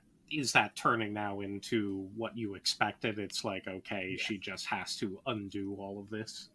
right. It originally after mommy dies, the initial thought is like, okay, she's going to try and like find a way to wish mommy back to life, and then as it becomes apparent that Sayaka may very well die and nearly does, you know, when they throw the soul gem off, when she throws the soul gem off the bridge, it's like, okay, so if the idea of wishing mommy back makes sense, then it would not be strange for these people to die and for her wish to be to bring these people back to life by some means, whether it's directly wishing for these particular people or if it's like something about magical girls.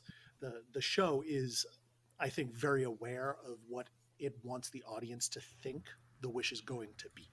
Like it's kind of walking you through the idea of the process she's going through, what she's thinking makes sense at the time.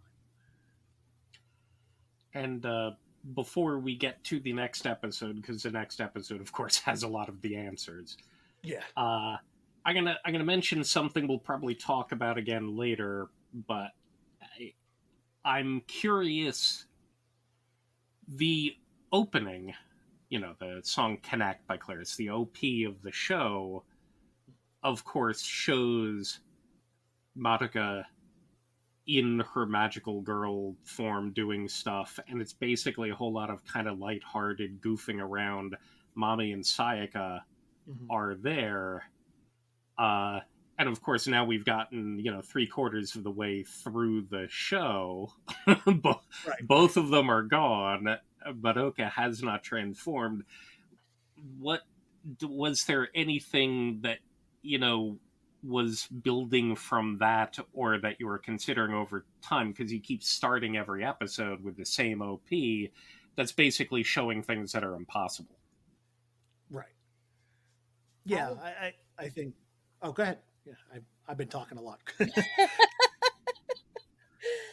I remembered a meme I saw, during my dry anime phase when I wasn't really doing a lot of watching, that said, the more cheerful the opening credits, the darker the show. And I was like, I think I figured out what they're talking about right here. And yeah, I really was thinking, I considered the opening credits a lot, and I was wondering if this was going to be a case of her bringing them back. And I considered that several times, and I finally pretty much decided, even before it was obvious, that this was just, being a lighthearted, silly stuff. I mean, we never do see the three of them together on the top of that little tower, but then we never see her with a giant afro singing karaoke either, so, this may just be a wash. Yeah, that's basically it. Yeah, I mean, I only watched the opening once, but it did occur to me. I was like, man, they keep showing her in this costume, and to an extent, I was like, is this kind of how she sees herself? Is this like supposed to show what she wants to be or her aspiration?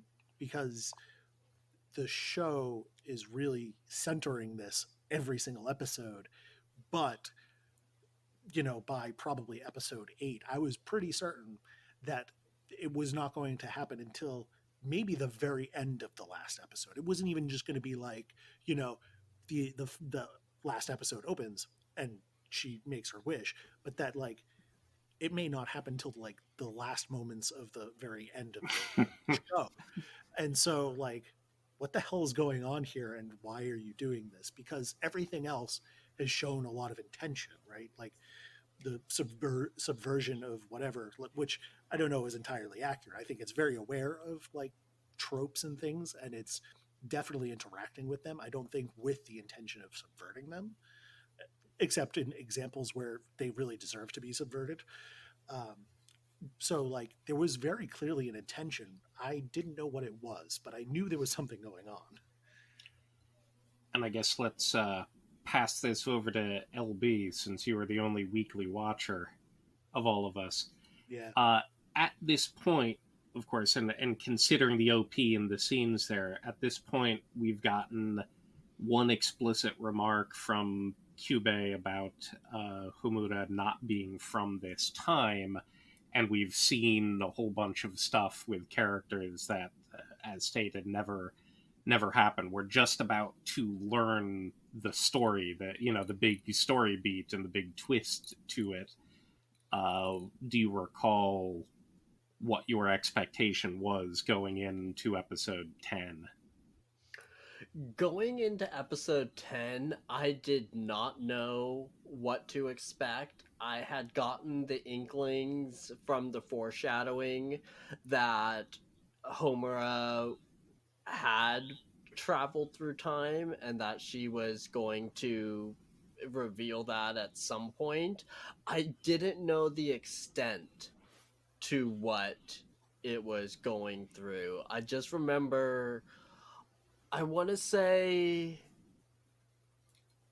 episode, I don't think it was episode 10. I believe it was episode 8 or 9 when we first see Homura in her own really retro kind of looking apartment that she has. And she has that conversation with Cube. I can't remember exactly what's said during that conversation, but I remember that scene there gave me more inkling than anything else. I think that. That Sorry. no, go ahead. Okay, I think the first time we see that is the first inkling we get. Homura and Kyoko are discussing Walpurgis Nacht in episode 6, and Cube ends the scene because Cube is around, and Cube just ends the scene, not mention anything that he does explicitly later, but feeding into the what is it? Feeding into the mysterious nature of Humura in general. But of course, the fact that there's a swinging pendulum, the clock symbolism is certainly there. Yeah, and that was what gave me my first inkling that something bigger was happening. But for the life of me, and please keep in mind that this was 10 years ago, I was in my late 20s at the time, so I wasn't quite as smart as I was now. Not that that's really saying anything. But I was not putting it together until we got to episode 10, when everything was laid out finally. Right, and I think as well, when I was going in, it felt kind of like the normal time traveler is someone who comes from the future, used her wish to get sent back to be able to try to stop. We started with the big scene of Walpurgis Nacht, so it felt like, okay, she may have sent herself back to be able to try to stop it, but that just means she has future knowledge. Whereas a dimension traveler or something Doctor Who like, not quite, as Groundhog Day as we get into. So I guess let's start on people's appreciation of episode 10 in general. Before we do that, Bama, you wanted to interject something? Yes, I remembered something I had thought about a minute ago when you were talking about the opening credits. It was around this time of watching the show that it hit me very hard that it reminded me of Evangelion, which was one of the last great animes I watched before my dry spell. And I loved the deconstruction in there, and I saw the deconstruction here. So I said, okay, I wonder if the last 2 episodes are going to be Ava level weird. And I was braced for weird. So when we were going in for level, good. Yeah, when we were for episode 10, I was absolutely braced for the abstract, alt reality, animation interspersed with still photos. I had my popcorn and I was ready to go. Right on. Yeah, that's what I was expecting. So episode 10 is when we finally see the backstory of Homura. We finally learn the truth of what she's been going through and what she's been doing to try and stop this event from happening to try and stop Madoka from becoming a witch. Not a witch, excuse me, a magical girl. Uh, Well, One thing that Like, I want to go ahead and mention about this episode, though, is that I was watching this weekly. This episode aired on the day of that major Japanese earthquake that Oops. hit 10 years ago. And so please keep in mind that when I watched this episode, I watched it, that happened, and we didn't get to see another new episode for a month and a half. So that's I had a month and a half to be chomping at the bit, wanting to know what was going to happen next. You had And a I definitely that's a level of anticipation that you can't replicate in any other no. way. This was one of the most intense moments of my anime career, was wanting to know what happened next. The next time that I felt this wasn't until about 2 years later when I was watching Space Brothers, and that's an entirely different story that I won't get into.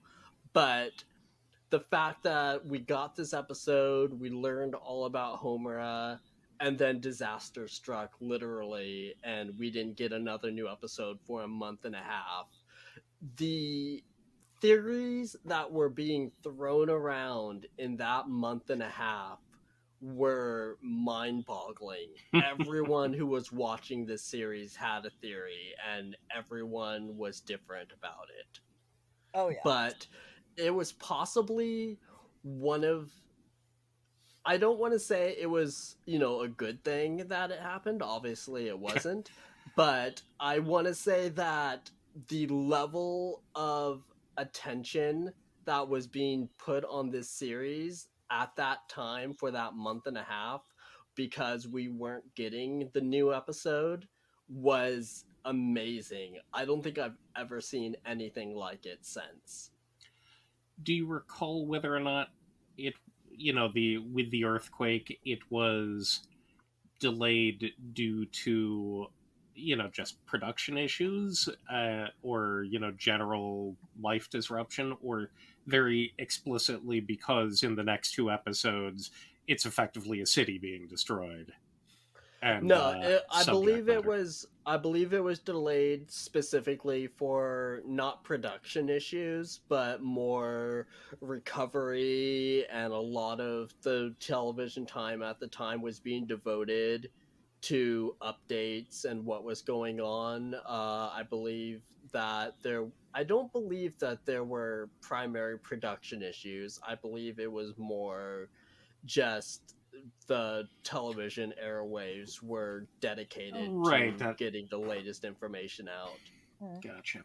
I didn't really mean production because, of course, at that point everything is in the can. Yeah. But broadcasting disruptions. In this case, I was wondering whether or not it was a subject matter thing for the same reason that Fire Force was delayed after the arson attack at Kyoto Animation and things like that. It was, I think there was something else with Tokyo Magnitude 8 as well, or no, there was a game that was also kind of delayed, or there seems to be a bit of a subject matter getting too close, wanting distance from real life tragic events to that push things, and I was curious whether or not that was part of the Madoka delay. No, I don't believe it was. I believe it was just television airwaves being dominated by the latest updates and recovery efforts and everything. Gotcha. So, getting into the actual episode, like I mentioned, this is the episode where basically the shit hits the fan. And we basically get to know Homura and what she's been going through all this time. Well, let's just go around. What were your impressions of this episode? Did they meet your what you were thinking it was going to be? Did they surpass? Did they underwhelm? CT, let's start with you.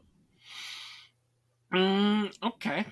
I There's a lot of things that I love about this episode in general. I liked, of course, seeing uh, Homura in the nervous, what is it, complete neophyte, embarrassed sort of person.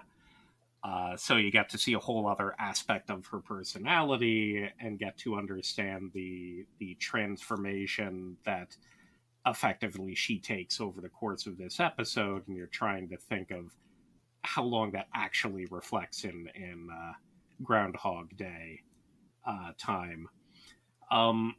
Excuse me. I like that you basically get the complete reversal eventually. In that during Walpurgisnacht, you know, Homura is the one in the position of just having witnessed these people because she accompanied Madoka and Mommy and the others. What is it? Up through all of the events, and then she gets to use. She signs the contract in order to save them. Obviously, it was unclear how it was doing, how she was going to affect it. Uh, it was interesting being able to see, particular things because when she wakes up in the hospital, uh, Madoka is already for. I think for the first pass or two, I was wondering how she could have stopped Madoka from being a magical girl because it didn't seem like she looked back far enough. But Madoka effectively said she's only been it for a couple days, and I think on the calendar, Homura was like 9 days prior to going to school. So effectively, she by acting immediately when she leaves the hospital, she's able to stop that. Uh, so she transforms, and the end of this very show, in the very next episode, the whole situation has been reversed, as it were. You get to watch her learning her powers. You get, but more to the point, you get to see the opening in action, as it were. You don't get a whole lot of Sayaka in it, but we do know that she's also among them. But you get a bunch of Mommy. Just seeing Mommy back in action was kind of fun. you you get the feeling like this is what a normal magical girl show of this stripe would have been. You would have followed Homura into a show like this, and she would have started to, get confidence in herself and learn this stuff. This would have been a one or a two core thing about Homura, being able to be all she can magical girl be with her friends at that point. But instead of getting that normal show, everybody gonna die, and she has to stop it. So now we're living on the other end of the show where she is, many months into reshaping herself and effectively reshaping the world and the magical girl she could affect, which is just Madoka and uh,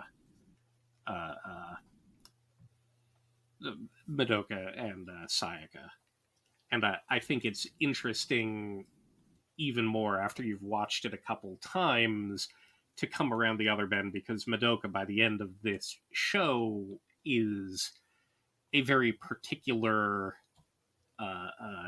type of character, and we obviously know what's going to happen, but you get to see her in the most griefed part of it. You get in multiple things, both in the beginning of it and then later when Madoka is basically multiple times trying to fight Walpurgisnacht, getting to the point of being there. One of the loops, they've found out what magical girls really are. So over time, more gets revealed during the course of this, and she's basically saying, she now knows what Homura is doing as well, and she requests that Homura stop her from becoming a magical girl.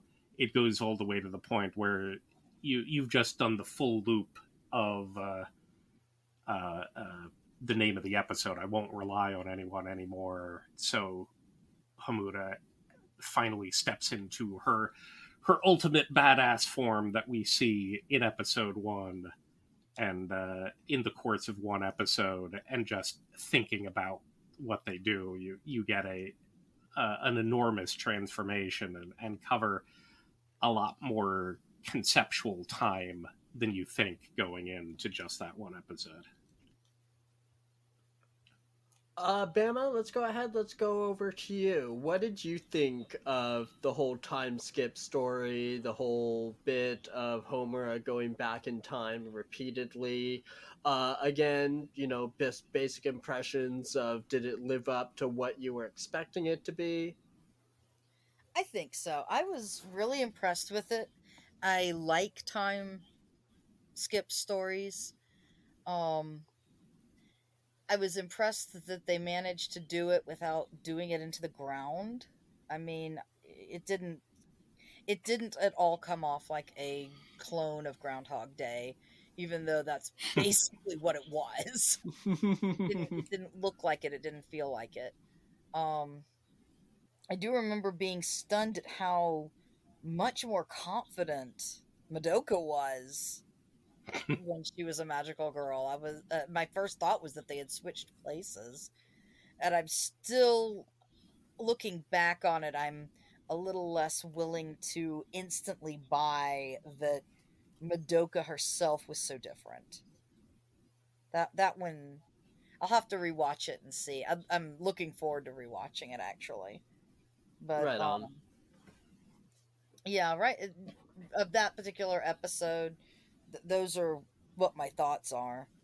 Um, it made sense to me, even though, like I said, Andy had to clue me into what was going on. Okay. Brandon, how about you? How did this live up to your expectations of what you thought was going to happen? Well, I'm very much in the same boat. Like, my favorite episode of like any Star Trek series is always the time loop episode, um, which there's always at least one. So Always. I was so ready for this. um, uh, I think it was a fantastic episode because so what happens is whenever there is a time loop episode or movie or something, when you watch it, you see it over and over with the expectation that it's going to end by the end of the episode or whatever, right? Like, and that's not what this episode is. It's not trying to say, here's the solution. It still doesn't know what the solution is yet. And so it focuses on a whole bunch of character moments, right? It's like, it shows you Madoka that's happy, not just confident, but like you see her like actually happy and having a good time and spending time with her friends. And like you see hints of that like in the first episode. But once the whole magical girl thing kicks off, she is like full of like trepidation and concern and hesitation and confusion. But you see her happy in this. As to like, oh, did they swap roles? Like, I feel like this is the episode where the show is like, oh, by the way, Madoka is not actually the main character. Hamura is. Hamura is the main character of the show, Yes. which, and you couldn't have followed that character, right? Like, that's not a compelling character to follow because she's so dry for so long.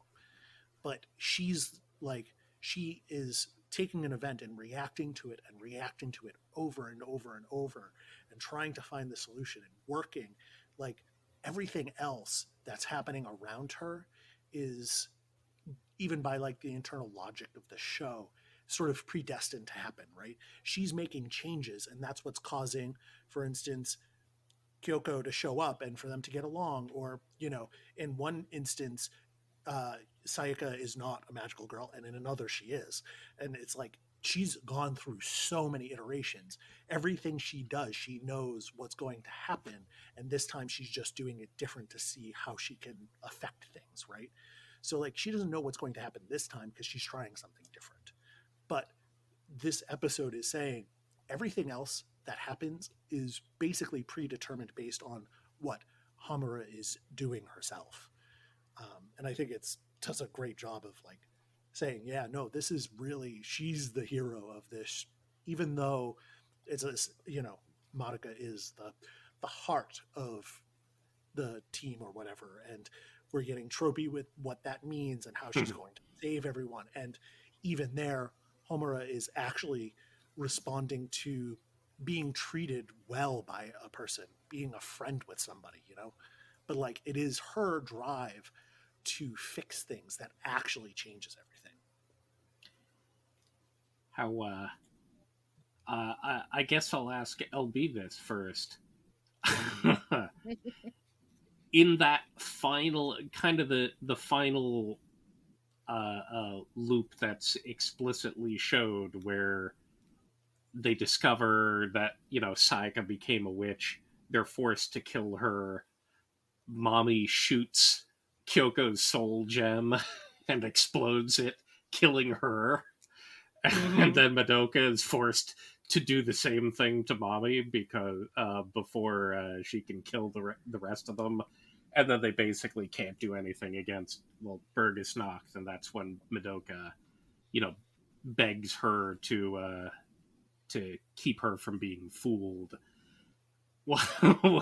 What was going through you at this point? There's the whole episode effect, but right here at the end of that, what was going through your brain at this point when you get just like as dark as it's going to go, effectively? At this point, this was another moment of the series where my jaw was on the floor, tears were down my cheeks, especially because we saw Mommy again, which I was so happy about, because like I said, I was team Mommy all the way. But we saw her again, and then suddenly she goes freaky yandere because she, learns the truth and she can't deal with it, and she freaking, goes insane with her guns right there. And then at the very end of the episode, when Madoka asks, hey, please save me from this, please stop this from happening, and Homura, you know, uses her power to start jumping back in time, and it slowly starts eating away at her bit by bit. Yeah, I mean, like I said, my jaw was on the floor, tears were down my cheeks, I was heartbroken at what I was seeing. And then, like I mentioned, I had to wait a month and a half for any kind of resolution. And that gutted me. At least you could watch that episode over and over again. I mean, I was going to make the joke that, hey, you had a month and a half to play it over and over again in your mind.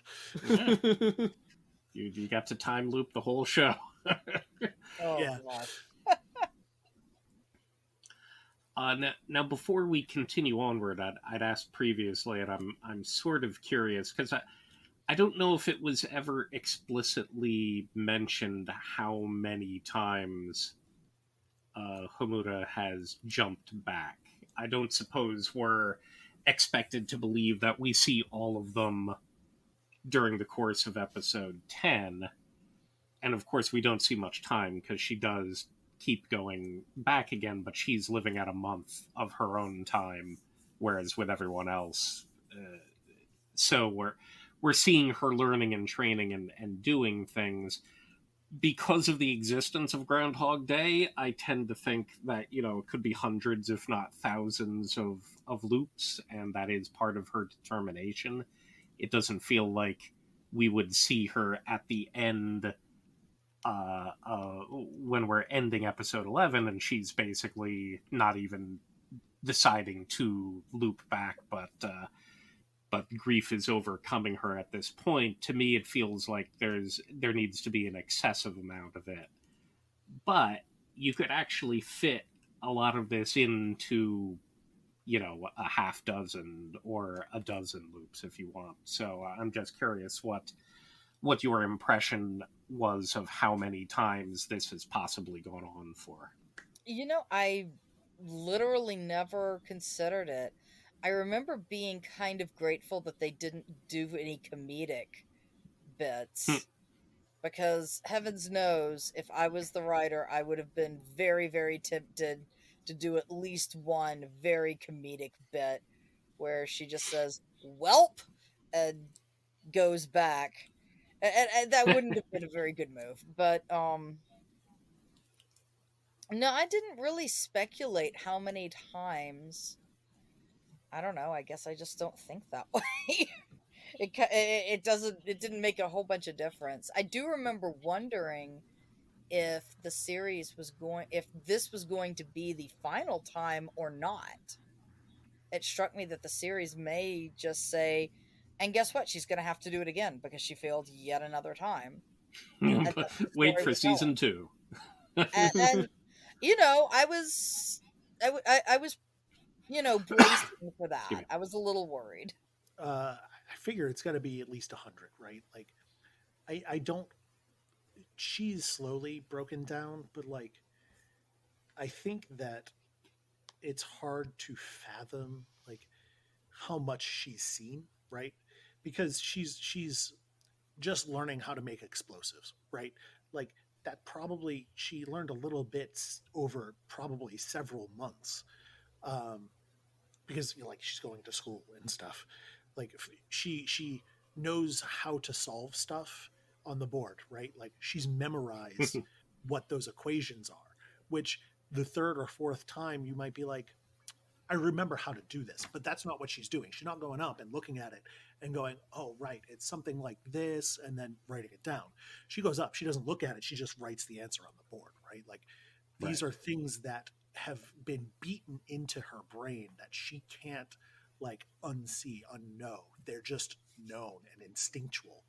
And so like I feel like it's going to be, I mean, at least 50, probably 100 plus. Who knows how many it could have actually been.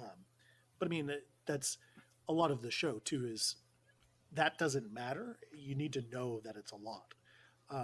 And I think maybe to me the more interesting question at, is there a point here where she stopped believing in her ability to do it so much is her necessity to do it? Like later on, Cube actually says something along the lines of she has to believe that this is going to work, right? And it's like, to me, I'm curious how many times did she do this before she hit a point where it was not like, okay, I've got this idea and I'm going to do it, right? At what point did she just go, did she break? And she is, she hit that point where like, well, here we go again, except it wasn't. It was like, shit, I got to do this again, Right. How much preparation does she have to do every time to try to get that 10% more for her next effort? Right. At what point did she say, no, I can't do this anymore? And she got sucked back and she was like, well, I guess I got to do it again. You know what I mean? Like, at what point did saving Madoka become not about saving her friend, but just as much about saving herself? You know what I mean? Yep. Yeah. What about you, LB? I don't have any theories on how many times she's gone through this. I agree with Brandon that the exact number isn't really important so much as just knowing that she's done this so many times that she could basically do it in her sleep at this point, just because it's been drilled into her head so many times that she needs to go here to stop this from happening, and then she needs to go here to stop this from happening. uh I remember. I will say that I do disagree a little bit with Bama's assessment that there weren't any comedic moments, because I loved those moments when we first meet Homura, and she appears and she runs up to Madoka and goes, "I'm a magical girl too." I I loved Oh that yeah, moment. that I was thought it was hilarious. adorable. No, I was talking more of a Bambi meets Godzilla kind of comedic Got it. Got it. problem. Yeah.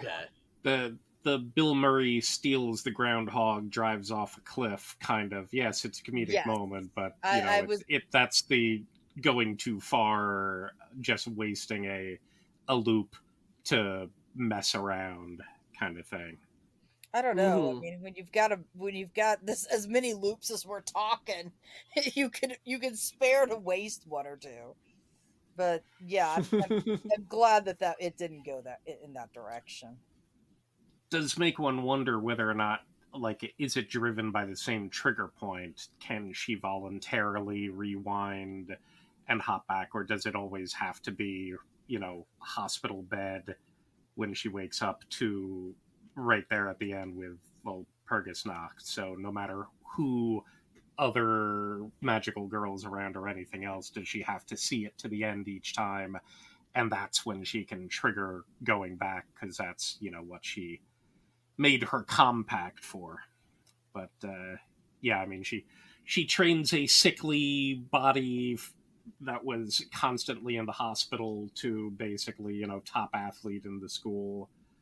Uh, I think what makes me consider it is what's revealed in the process of her battle with Walpurgisnacht next episode is just the amount of stuff going on. And like, yeah, how do you find out, like, the secret military laser base? How many times do you go there, and then what do you have to do to figure out how to control such a thing? There's a level of implication that's like, damn, she must have been doing everything. And not only that, but every time she loops, she changes certain things, so it feels like she knows exactly what's going to happen, and always shows up in the right place with Madoka and Sayaka during the loop we're seeing. But that's after she had already started making sure that they don't sign a contract right away. So she's been making changes, and yet still knows what's going to happen after these changes are made. So it feels like the Doctor Strange looking at 15 million timelines sort of thing, and investing time in each and every one of them. Indeed, the ultimate number doesn't matter, but I've, like, in my mind, there's kind of a vast well of loops involved here, especially because to get someone as determined as she is at the end of episode 10 and have us witnessing her breaking point seems to imply that there's just been so much failure going on. So I feel like it's because there are answers to an extent, right? Like you see the end results of all of the things that happened. Like back in, like, I don't know, episode 2 or whatever, the existence of witches makes you automatically question, but where do witches come from, right? Like, they exist. There must be a place that they come from because they weren't there, you know, an hour ago. So right. they come from somewhere, right? And so, like, all of the things she learns makes you wonder automatically, just like, how did these skills come to be? How many times did she need to do this to get here? And I think I was kind of thinking about it. I was like, for the amount of magical energy she uses fighting Walpurgisnacht, she was probably, like, when we didn't see her, she was probably off fighting another witch somewhere because she was too busy collecting seeds so that she could come and fight this witch. You know what I mean? Like, she's probably, there's probably a dozen or more witches that she fights over that course of time that she has mastered beating every single time that we don't even know about. You know what I mean? Like, there's so much that we don't know, and so you want to wonder about it. Um, it seems like a natural thought. I do also want to say, like, I think this episode kind of highlights her desperation, which I think is an interesting theme in this entire show, right? Like, against Mommy, like, oh yeah, these are opposites, but I think they are both desperate in a different way. But I think it's constantly like it, in a way, even says as much at one point, where it's like the only type of person that should make this kind of contract is somebody who is desperate, and they are all making their contracts because they're desperate. You know what I mean? Right. And the idea is kind of that part of. I think the show is saying at some point that eventually, when Madoka makes her contract, it's not going to be desperate. And that is going to be a key part of what makes it different than everything else. So, alright, let's go ahead. Let's get into the final 2 episodes. We're already at almost 2.5 hours, so let's go ahead. Let's get into the last episode. 2 more hours. Yeah. The last episodes of Madoka Magica, I basically consider them to be probably the most perfect anime ending, like, if not within recent history, then ever. Madoka Magica ends on such a perfect note for me that we'll get into this more a little bit later when we talk about the movies, because we're going to talk about the movies. But the TV series just wraps up and encapsulates the emotion and delivers the payoff in a way that I really couldn't imagine a better way for this show to end. I didn't know how it was going to end when I watched this. I just knew that I had been anxiously awaiting seeing how it was going to finish for, that month and a half, like I mentioned. And when I finally got there, it was just an exhale of relief. And it was so cathartic for me at the time. And I'm curious, how did the ending feel to everybody else? Was it what you wanted it to be? Were there, because I don't really remember there being any real loose ends. I think they tied up the loose ends rather well with the last 2 episodes, but was there anything that anybody felt dissatisfied with? Let's go ahead, let's start with CT again. Don't start with CT. Okay. Let's go ahead, let's start with Bama then. Okay. I remember. I believe you when you say you were relieved, because I was relieved, and I didn't have to wait a month for the next episode. I think I had to wait approximately 2 minutes because Andy had to pee. That was still. Whew. How did you survive? I tell you what, it was funny because she and I were discussing. I said, well, there's actually several wishes you could make to completely undo this entire cycle. And we discussed, several of them in the middle of all this. But I was unsure until it happened whether or not she was going to make a wish at all. And she did, and it was one of the ones that I had called, so I was very pleased with that. I loved how her little brother remembered her name. I thought that was beautiful. Yeah. And but I think my favorite part was that Cube was on a more friendly terms with the magical girls, and it was a little closer to what a magical girl genre what you think of. It had been deconstructed, and now it was getting reconstructed, and I thought that was very interesting. I enjoyed the ending a lot. I really did. Brandon, how about you? How did the last 2 episodes and the ending with Madoka live up for you? I basically agree with just about all of that. Yeah, it it does seem like it establishes a world where the magical girl genre makes sense. Um, I think that it makes sense. I think that it pays off really well in a lot of ways.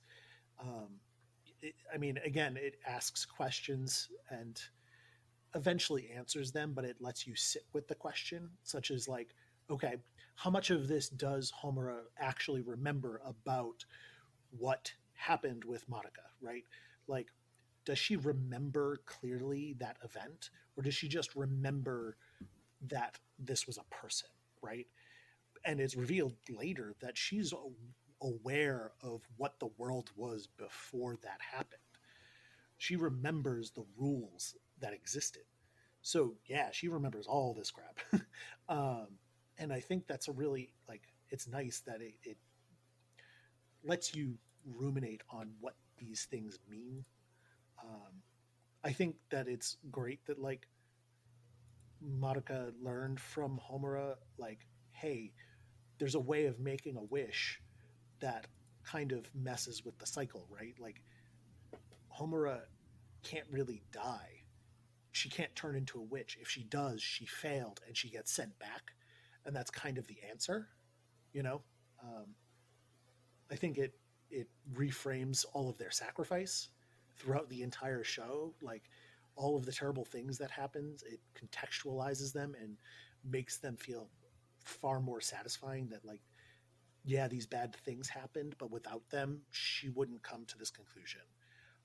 And so I think it makes it's really hard to not be satisfied by it. I think I think it really hits the notes pretty damn well. Okay. Excuse me. So yeah, He's I've getting been serious. I've He's been clearing the fairly throat. I've been fairly explicit before. I was going to ask you, LB, uh, whether or not you thought that it was, the waiting you were forced to by circumstance go through. Did that, you know, dig it? Is that what imprinted it as hard as it could on you? But then while I was thinking of asking that, I'm like, well, no, I didn't have that problem at all. And I have multiple times before mentioned that I don't rewatch the series, but when I get in the mood to re-experience, I just rewatch episodes 11 and 12. So I will rewatch the series, obviously, but I mean, I tend to do this with series in general. I will grab high points from it and just re-experience the emotions and my memories of the entire show through that. And with Madoka Magica, it's pretty much the final two episodes. So first of all, the level of interesting battling Homura badassness in her confrontation with Walpurgis Nacht is just generally really impressive.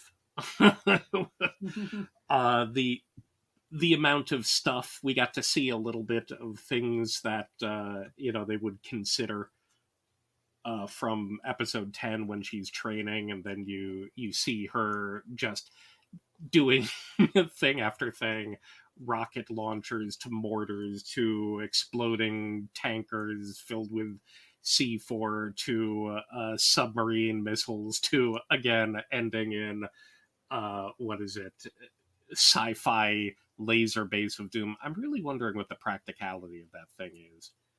Did she commission it to be built? Why would a city just have a laser stadium that could only kill a thing inside it? I'm not sure about that, but you don't have to think about it too hard. Yeah, it's pretty great, and you get a lot of that, and then you get to off to the side of that. Someone who we really haven't mentioned, of course, was Madoka's mother, who's been one of the great mother figures out of anime that you don't spend a whole lot of time with, but you kind of feel like you do. And so there's the family there, the coming to terms, Madoka, stealing her resolve and joining everything, and then the nature of the wish I think is interesting, because I don't think it's conveyed in a way that uh, Madoka didn't. She wanted there to not be witches, which is fine, and the way that it's more the way that she expressed it translated into this universe rewriting thing, because it's basically, I want, all magical girls to still have hope at the very end. And so she doesn't really think about, or have any concept of what it's going to do. She just rides through it, and in the end, she has written herself into the laws of the next universe. And yes, as previously stated, is like, oh, that's the normal magical girl show. We saw the before times when it was much more screwed up. She fixed it. That's fine. There are a lot of things that I found. There are very interesting little bits that you got here and there. I think one of the more interesting ones was when Homura hops back into that universe at the end, when she's basically re-entered it. It's after they've been forced to kill Sayaka, who turned into a witch, and Mommy gives a little bit of expression about, what it means now. They don't turn into the witch before you've created an equal amount of misfortune as you brought hope from your from your witch in the beginning. Then you're forced to leave. But when excuse me, you're forced to disappear. But when Homura realizes what's going on, and she just calls out Madoka's name, Mami turns to her and says, "Akemi." And that's one of those things that you have to what is it? It's just her being part of the gang at that point, rather than being an antagonist, is it caught my heartstring in a weird fashion, because I'm like, oh, they were all, doing magical. They were a proper Sentai group up to this point, and obviously it got messed up a bit. But yeah, all of the loose ends. You get, I think, a concept of, and I guess my one complaint I'll have to link into this scene as well, because the scene between Madoka and Sayaka, where they're watching, what's his name, Kamijo's performance as a high schooler, and then the vision later of him as a professional, like, it's tonally perfect, but I don't buy the reasoning given. Sayaka did not have to die here, but it felt right. So therefore it still had to be cinched in. But I'm like, yeah, but Mommy's fine, Kyoko's fine, and they all made wishes, and Sayaka didn't need to explode herself there necessarily. But it wraps everything up as far as the series goes, and uncomplicates what you might be invested in. Is like, oh, well, if Sayaka's around, what's going to happen between her and Kamijo and Hitomi?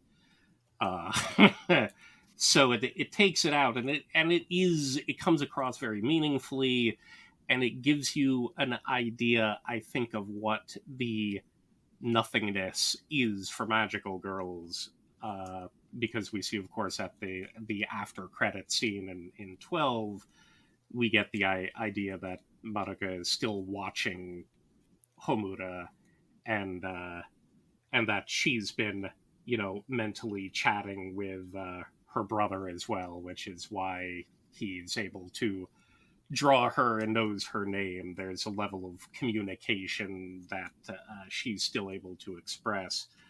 And when Kamijo's professional performance happens, everyone's applauding for him, and then the sound just kind of disappears, and he feels Sayaka's presence.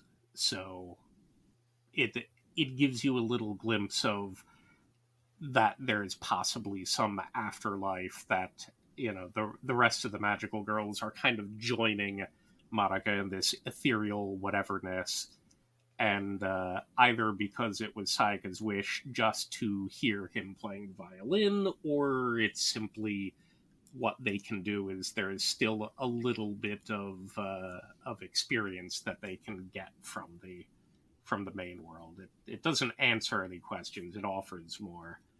Uh, so even though upon later rewatchings, I'm like, wait a minute, why? No, I don't quite get your reason why.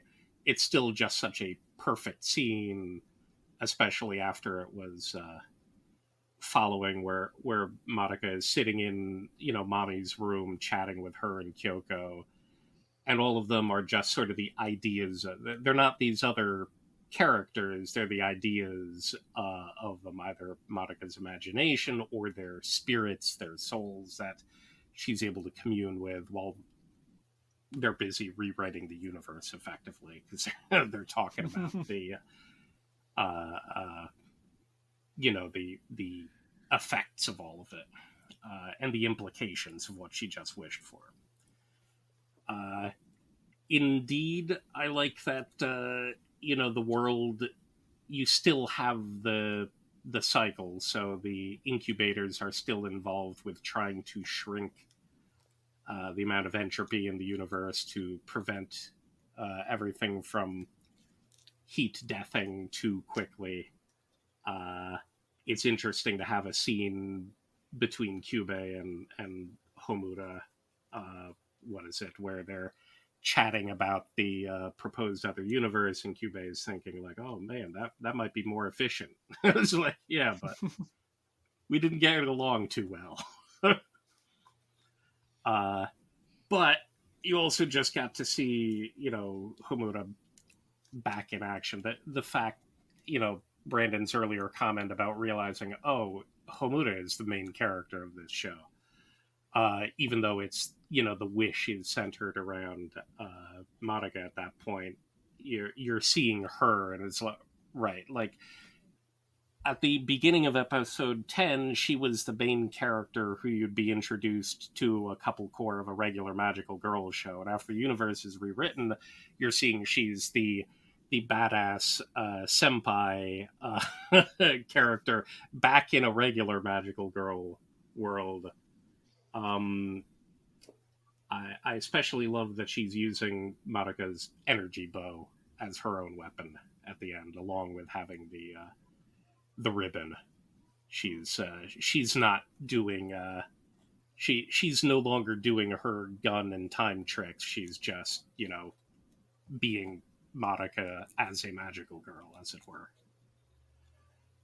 And she's got big energy rift wings, and that's cool too. So, all right. Overall impressions. Bama, let's go ahead. Let's start with you. Overall, what did you think of this show? I mean, you've said that you enjoyed it and you enjoyed the ending. Overall impressions, did it leave you satisfied? Yes, very much so. I overall it reminded me of Evangelion, which is a very, very good thing for me. Uh, Only with magical girls instead of mecha and the inclusion of fairies. So, it's a bit like somebody interviewed me and said, "What is your ideal anime?" and then made it for me, and here it is. I'm really looking forward to rewatching it and trying to figure out from all the witches' labyrinths what the wishes were. It took me a while to realize that they were all different, and and then of course when I realized that it comes from their original wish, I just got completely fascinated. So I'm trying to figure out how quickly I could talk Andy into rewatching it with me, or maybe just carve out some time just by myself and rewatch it. So yeah, Right on, Brent. yeah, 10 out of 10. I loved it. Yeah. How about you, Brandon? It's pretty awesome. I think, okay, a little bit of negative in that, like, I think that the setup is, it turns out to be great, but the initial, like, expectation immediately after the opening kind of can throw you off a little bit. And I think that at certain points it drags and it's a little bit contrived and some weird story stuff, plot stuff that I think is less than ideal, but still totally worth it. Like I think that this is an enjoyable show almost the entire way and a very interesting show too. Like this is just a small portion of it, right? Like you could talk about all sorts of other things about how like the role of men in this world. Like they talk about, men come up frequently, but like they talk about men in very particular ways. How like Monica's dad is a stay-at-home dad, which is just kind of wild to think about in context. You know what I mean? Mm-hmm. That he's like such a supporting person and cares so much. Like there's a bunch of politics and feminism in it that I think is really interesting. And I, again, like with the subversion of tropes, I don't know that that's even necessarily appropriate. Like it's very aware of most of the tropes. I feel confident in saying, and it is being aware of it allows it to do things that are more nuanced, and make for a really interesting show without being just like, oh, that thing that always happens, we're going to do the opposite. It doesn't. There's a couple of points where it does that, but for the most part it's really interested in saying, oh, but we're not going to lean on this, we're not going to fall back on this and be rote, we want to actually engage with these thoughts. And I think that by and large, I think that's the more interesting thing about the show is, well, that it's interesting, right? Like I enjoy the characters, I think the characters are great, but I think that it's the really interesting way that it handles all of these things and deals with tropes and what these characters represent both to the show and to each other that really make it a standout, make it worth something that you really should absolutely see. So I have one last question that I want to ask everybody. CT probably already knows what it is. Basically, we've talked about the TV series wrapping up and basically just being very satisfying. With, but I mentioned this in chat weeks before we recorded this that there is a sequel movie. It's called Rebellion.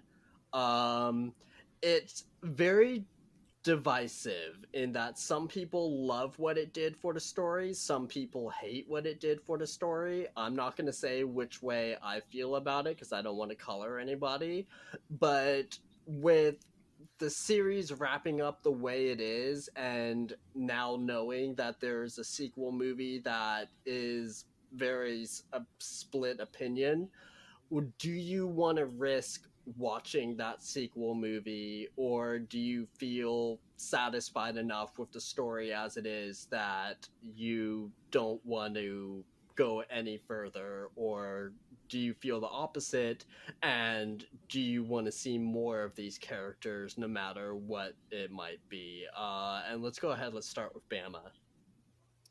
I hate to tell you, I'm six one way and half a dozen the other.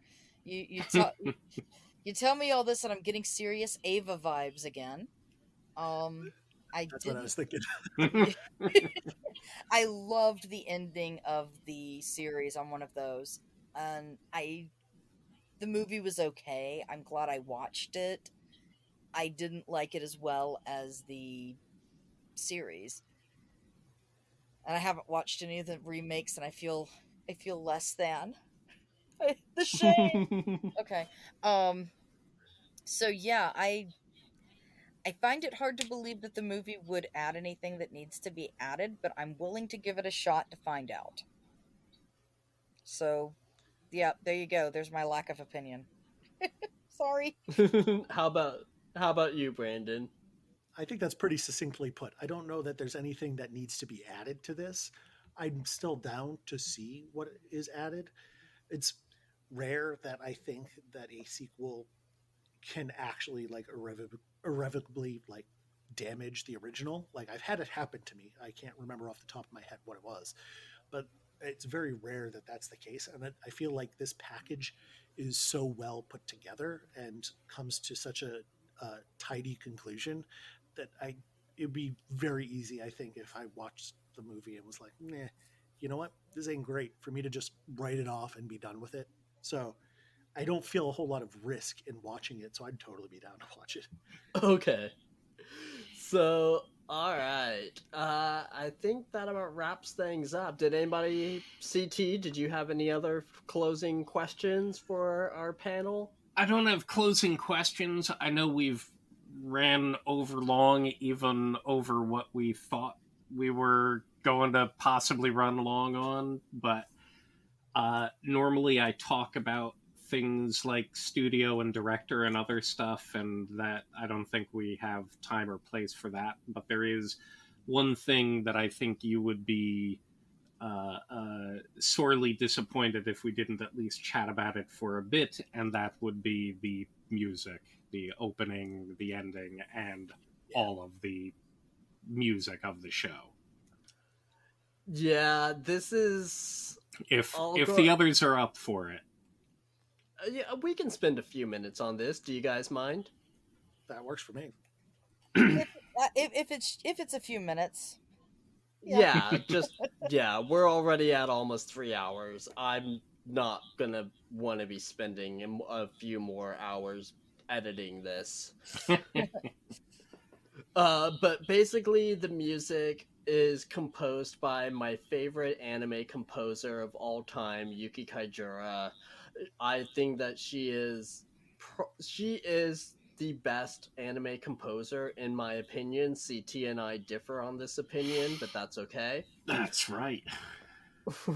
But basically, the music for this series is probably some of the best that I've heard. It's not her best work. It is among them, but it is not her best. But even still, the mood that the music adds to this series is irreplaceable. There is just the sad moments, the somber moments, when you have basically the harpsichord in the background just playing those soft solo notes as the girls are shedding tears over the latest tragedy that's befallen them.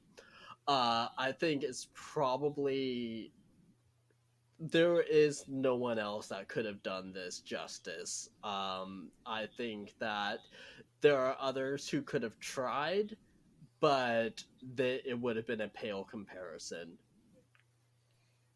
The first note I wrote about the series was, I love the music. It's absolutely gorgeous. And yes, I was really thinking the first music you hear, which must have been... Actually, I guess it wouldn't have been the intro. It would have been one of the leitmotifs of the battle scenes. But it was... the music is straight up gorgeous, and that's part of why I don't mind going a few extra minutes to just sing the praises of this music, because it does deserve it. Yeah, that was probably the first thing that was when I was like, hey, this opens with a JRPG boss fight. Like the music is a huge part of like delivering that and being like, these are the stakes that's going on right here. We've got this like full group of women that are like chanting and crap, and like that's how you know that stuff is about to go down. And so yeah, no, like I mean, I've had like parts of it stuck in my head like all week while I was like washing dishes or whatever. I'm like humming to myself, and I am very big on music. It's like in video games, it's one of my favorite topics to talk about is video game music. And so like in this, God, the music in this is just, it is fantastic.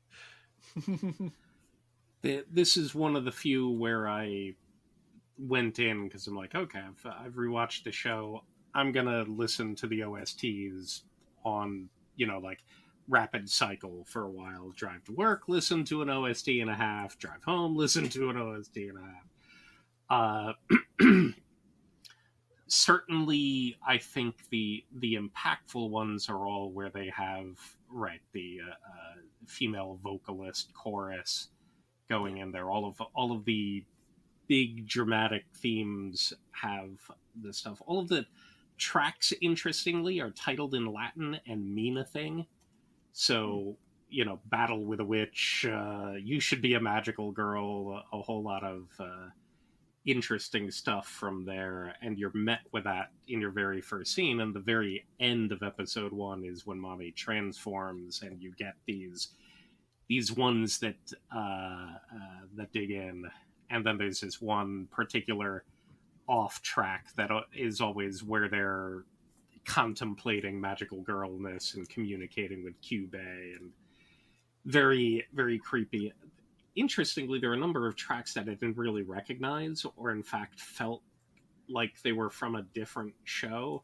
And I'm like, well, I guess it was just kind of one off in here. But there are a number of them that I suspect, one reason Bama likes, they come across very medieval instrumentation and tonality, much more Ren Fairy, Celtic folk I do love music. Ren Fair There are a number of tracks spread out that come across like that. There's a really nice jazz flute one that I like, but I think that does a good way. I'm trying to think of how creepiness is easy to evoke. There are a number of tracks that feel like they came out of Castlevania, and I'm like, well, you do that. It's kind of gothic somehow. Right. I don't know how to say it, like how to describe that it's gothic. Even the labyrinths, to an extent, feel gothic, and I don't know necessarily why. But I think the chorus backing helps. Yeah. I find it interesting that Kajiura came up, essentially created a choral language that's kind of a blending of Latin and Japanese, and I assume she probably worked up a bit of a vocabulary for it, but you can't get a translation of the lyrics of the songs. They are singing explicit things, but it's something that she made up to be choral. I thought it was all Latin, but then when I'm examining them, I'm like, well, this doesn't track as actual Latin. So it's interesting that she basically made her own language that just sounded awesome. And I'm like, yeah, that's a good idea. But the conveying magical girlness in general, I think, picking something that's a bit folk and medieval, especially when you're talking about witches, it seems like it cements just the witch and magic concept, even though it's an askew future modern world. And you even get a little bit of a glimpse of that during the end scenes where Madoka has shot her arrow of hope throughout all time for all magical girls. You see a few of them who were back in that time period, and it feels like it's sort of linking everything together at that point. The music in general, and certainly the music that's in those scenes explicitly, the fight with Walpurgis Nacht, and then Sayaka Homura almost, going out, and then Madoka's wish and everything that follows there. You can't help but listen to those end tracks in OST 3 and not be kind of overwhelmed, verklempt, as it were, just through the music, because it fits well, it's great stuff, and behind it is a powerful set of scenes. So, good stuff. So, alright, on that note, let's go ahead, let's wrap things up. I'd like to thank CT, Bama, and Brandon for joining me tonight. It was a really fun discussion, and I hope you guys had fun as well. Oh, yeah. Yep. I hope you guys will come back if you're not bored of us already. Wait, this was supposed to be a recurring thing? One, it's weekly, right? Yeah. Right. So, and on that note, I'd like to thank all of you out there for listening to us ramble on for the last 3 hours or so. Don't worry, I will edit this down. Take care.